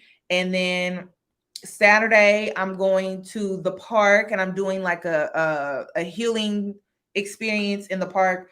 And then on Saturday night, that's the same day. Saturday night, I'm supposed to be going somewhere with a girlfriend of mine. We're going to a new spot. And then on Sunday, that's my reset day.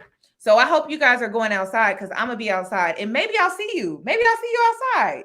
And we can have a conversation in real time. So enjoy the rest of your weekend. And I'll see you on Monday.